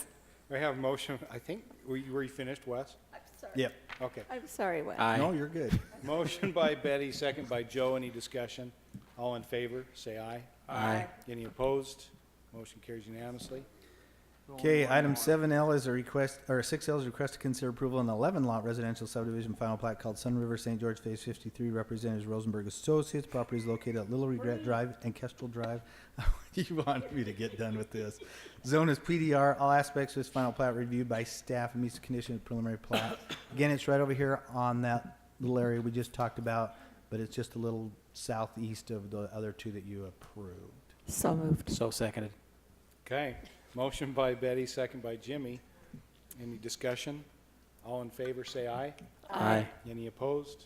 Motion carries unanimously. Okay, item 6M is a request to consider approval of a 14-lot residential subdivision final plat called Whisper Ridge Phase 6. Representative is Civil Science. Property is located at Indian Hills Drive and Creosote Drive. Zone is R110. All aspects of this final plat reviewed by staff and it meets the conditions of the preliminary plat. These hatched, so here's Indian Hills Drive. It's kind of the end of the Whisper Ridge development, if you know where it is. It's the north end of that development. So these two hatched areas are being dedicated to the city. This is a detention area they're proposing to dedicate, similar to the detention area they have on the south side. They will landscape it, but it'll be more of a rock mulch landscaping, as Public Works said they didn't want to have much in there that they would destroy as they clean it out. And then this is the hillside that they're dedicating to the city here. When it was approved a preliminary plat, it was approved if they would dedicate the hillside and keep it undisturbed, they wouldn't be required to put curb and gutter or sidewalk along that portion of Indian Hills Drive, which they've said they'll do. So the dedication is actually from here forward, this portion, and then this little portion right here. But it was also approved as not requiring, even though they're double fronting lots, a landscape strip, as it was just so isolated. So back then, that's the way it was approved on the preliminary plat. So there's a detention basin there as well as on the main entrance? Yeah, there's an existing one on the south side. Yeah, whatever happened to that? Or do we care? We are supposed to be getting it. I don't know what the final stat, but we've agreed to take it because the real issue with detention basins is the stormwater control requirements, that you have to maintain it, you have to make sure, and if we have a private sector do it and they don't do it, then we're still held liable as a For city. the people downstream, yeah. Okay. So Cameron indicated that he felt like that even though it's increased maintenance on our part, or, or cost on our part to have our people do it, that then we ensure that it gets done correctly so we don't have a problem with state. Gotcha.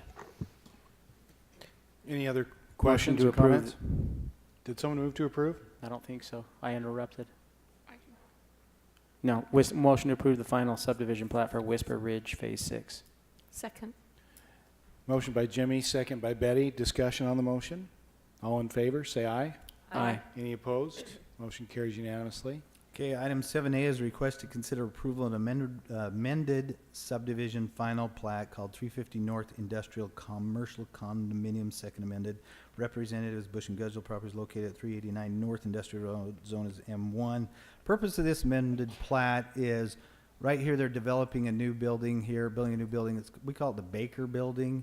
And so they needed that portion of property from this development to be able to do their development. And so they've worked, and they weren't really using this. They've worked it out where they are going to sell them that portion of that property to that development right there. So they're vacating it out of this plat, and then it'll be sold to them.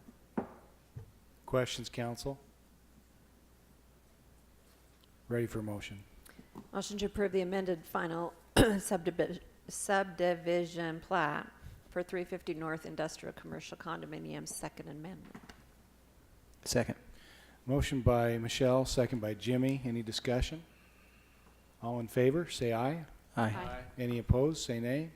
Motion carries unanimously. Okay, item 7B is a request to consider approval of an amended residential subdivision final plat, lot 58 and 59 of Bloomington Gardens, number 2 subdivision. Representative is R&B Surveying, properties located at 1027 West Wesley Powell Drive, zone is R110. Basically, the 58 and 59, the amendment is to adjust the property line to match where the fence was built. And so this property will be gaining that from this property. Right. And they're just going to leave the utilities in place, the public utility easements. One will have a little bit wider easement on their property than the other. We okay with that, legal? Okay. Motion to approve the amended final subdivision plat to adjust the lot lines between 58 and 59 in Bloomington Gardens number 2 subdivision to match the existing fence line. Motion by Jimmy, second by Joe. Any discussion? All in favor, say aye. Aye. Any opposed? Motion carries unanimously. Okay, item 7C is a request to consider approval of an amended residential subdivision final plat called Estancia Phase 1 amended number 2. Representative is Corner Point, property is located at 1111 South Plantations Drive, zone is PDR.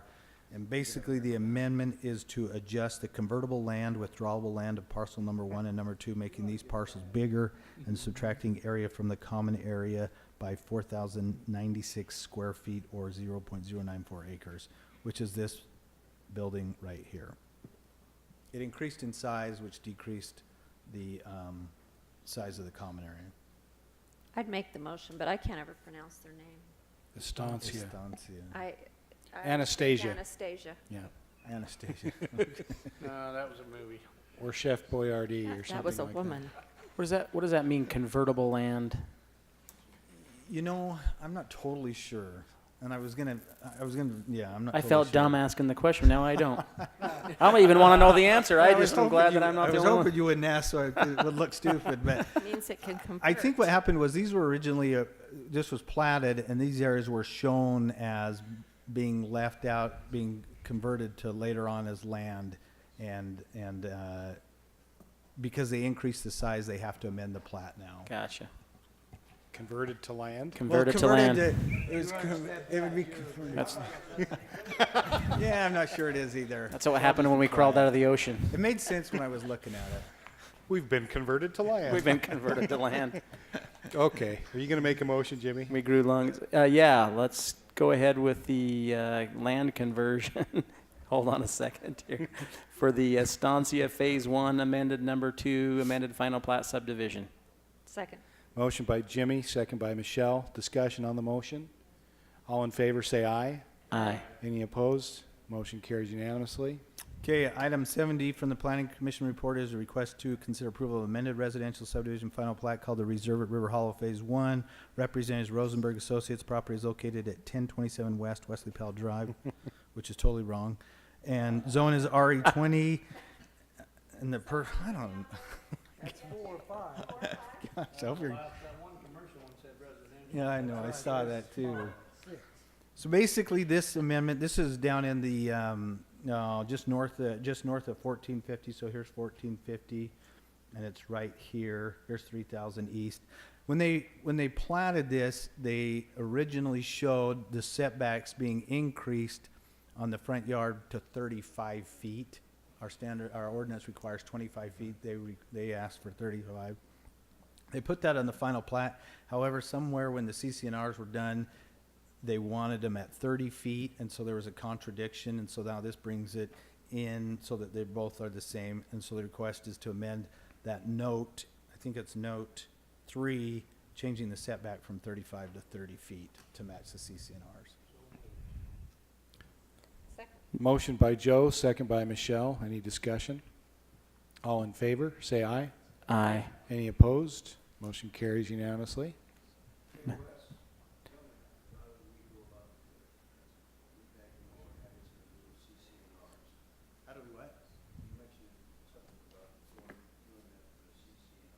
So the CCNRs were written, In this case here, they actually came in and proposed something that exceeded what our ordinance required. And they made the mistake on their CCNRs of not making those in conformity with their plat. So coming in and saying, can we change the plat note so there's not a confusion when people come in to build their homes on which they have to follow?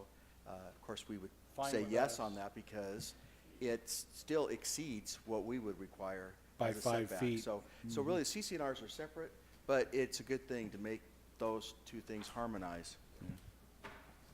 Good. Thanks for the clarification.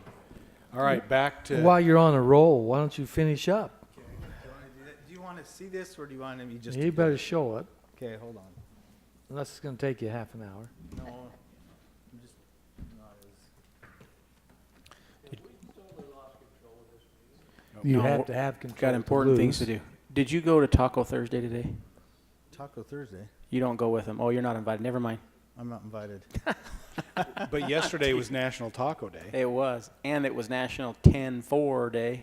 Was it? Oh, that's true. 10-4. 10-4. Awesome. You're losing it, man. His name's Roger. Roger. Oh, that circus. I don't believe it. I never had control Oh, anyway. my goodness. Okay, so item 6H is a request to consider approval of an agreement between the Washington Canal Company and the City of St. George for transfer of ownership and maintenance of an existing canal. So here is River Road right here, and this is 2450 East. There is a pipe, an irrigation pipe that comes down here, around here, comes up through here, and it's called it's a lateral off of this line here that's in River Road. Anyway, it right now provides irrigation water to, and I know she has a married last name, but I call her Barbara Cottom and her son Troy. And the city provides irrigation water through that pipe into this canal, which then provides them irrigation water. Furthermore, there are two storm drain inlets right here that collect water off 2350 east or 2350 south that dump into that canal ditch too. And it's always done this, and then the water would come down here. Some would be pulled off of here to feed Jim Cottom's property, and then the overflow would then head north and then out through the Sheffield property. So with the development of this project and this, so the city's continued to provide and maintain this canal throughout because they provide the irrigation water and their storm water, and so the irrigation departments maintain that canal or ditch. Anyway, with this development, they are going to come in, the irrigation department is, and install an irrigation pipe to right there and now provide them with water through a pipe, which means they don't need the canal anymore. Were they still irrigating something there?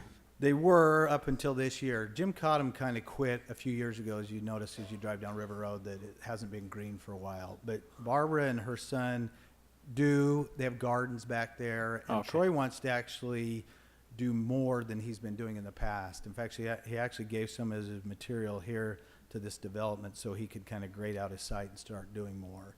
Gotcha. So they're going to continue to provide that irrigation water. So irrigation is working on an agreement to pipe it so they don't have to maintain the ditch anymore and pass it to Public Works. Public Works doesn't want to maintain it, so they're going to fill in those two inlets and let the water come down here. And so the canal, so we went to the canal company and said, hey, they want to get rid of the ditch. And the canal company said, we'll transfer it, but we want to transfer it to the city. We won't transfer it to the private properties. So, private property owners. So they're transferring it to the city, and then eventually the city will then in turn transfer it to the Cottoms here and to Cottom Cove here, as then it just becomes a storm drain facility to collect runoff from the hillside. And then they will be responsible to maintain the ditch through the Cottom property. Cottom Cove, which has a homeowners association, will be responsible to maintain the ditch up to that point there where it'll be torn out from here forward. And their association be responsible to maintain that ditch to protect their homes down here. So right now, the agreement basically is transferring it from the canal company to the city. I'm just telling you that that's the city's intent, is to then transfer it to those private property owners. So does he still pay his water assessment? Who? Cottom? Well, that's the question, is who the city is not providing irrigation water to him. No, it's It's through the canal company. I get it, but then the city maintains it. Well, because we're the largest Right. shareholder in the Right. company, then there's an agreement on that to share that. So really, in essence, the only reason we'd want to be doing this is to allow them to get some irrigation water and allow the thing to still be used for storm drainage as it goes further down. Gotcha. And It's so- not that much as far as No. his assessment and what we would get, but if he's paying an assessment to have it maintained, and now we're maintaining it, but it's not a long enough or a big enough project that it makes any difference. Well, especially if they put it in pipe, there won't Yeah, be a so problem with Right. too much problem with the Right, and that's the maintenance. reason why Jeff wants to do it, is because once he Right. puts it in pipe, he has really no maintenance unless the pipe fails. Right. And right now, he's doing this, I think he does it like 3 or 4 times a year. He goes in and cleans that ditch out. And so he'd like to get away from doing that and just pipe it. And then and then if you fill in the inlets, it just becomes a stormwater facility for the hillside to protect their property and their property. And which especially since they have an HOA there, then they're going to maintain that, They'll and we don't maintain have to, so that makes it good. Right. All right, motion to approve the agreement to transfer the maintenance on the irrigation canal for the Cottom property. Second. Motion by Jimmy, second by Michelle. Betty, okay. Second by Betty. Any discussion on the motion? Sean, is that sufficient? All in favor, say aye. Aye. Any opposed? Motion carries.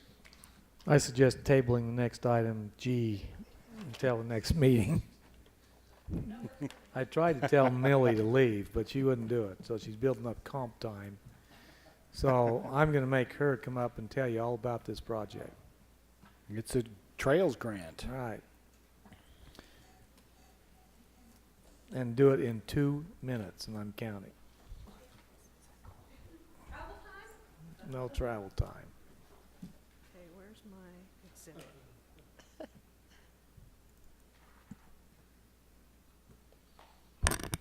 Okay. Earlier this year, we applied for a Utah State Recreational Trail Program grant for the extension of the Virgin River South Trail. Earlier this year, we put in a section behind Maverick, and it ends at a rustic trailhead. And this new grant takes the trail from the rustic trailhead and goes east to Springs Park. Springs Park. Square, yeah. And this little red line is. Of course you would think it was east.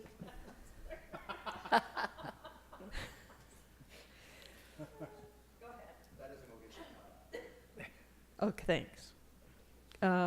So it goes to Springs Park. The grant is for, as you know, it's for $98,000 and change.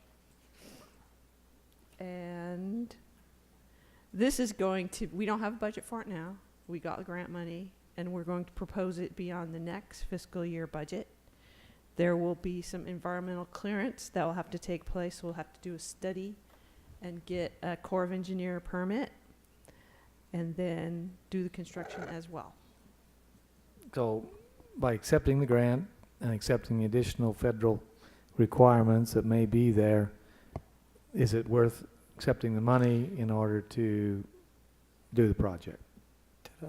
Because you have to do the permitting anyway, because That's you're going to be in the river, right? Right. Well, Okay. we'll be, in some cases, yes, we shouldn't ever be in the river, but we're going to be. Well, you'll have to have a- close. So you'll have to have enough a that we'll have to have consultation. clearances for the fish Right. and the birds. Otherwise, I wouldn't put it on the agenda. If there's going to be a grant that has so many federal requirements to it that isn't worth waiting for them to do it, and when we don't have the budget. However, in this particular case, because we're right there, we have to do most of the studies anyway, so. Hopefully the grant will cover the cost of the studies. Yeah, exactly.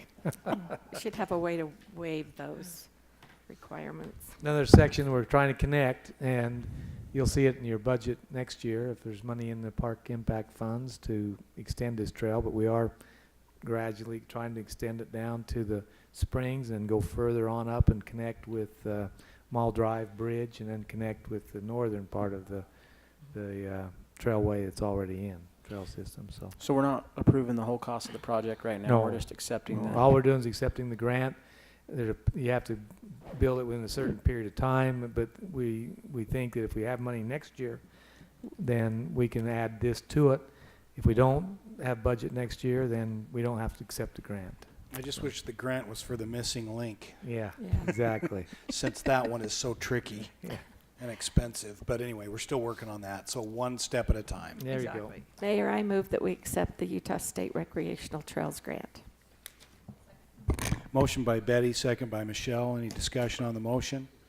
All in favor, say aye. Aye. Any opposed? Now, she just racked up 3 hours of comp time I got. There you go. So thank you so much. Don't let him What a good sport. intimidate you. Gary, anything else?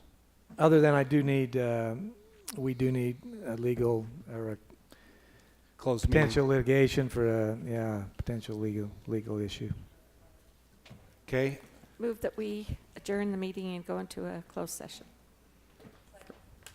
okay, for, motion, for whatever, for For legal, for potential legal, potential. potential litigation. Okay, motion was by Betty, seconded by Michelle. Any discussion? All in favor, starting with Ed, say aye. Aye. Aye. Motion carries unanimously. We'll go.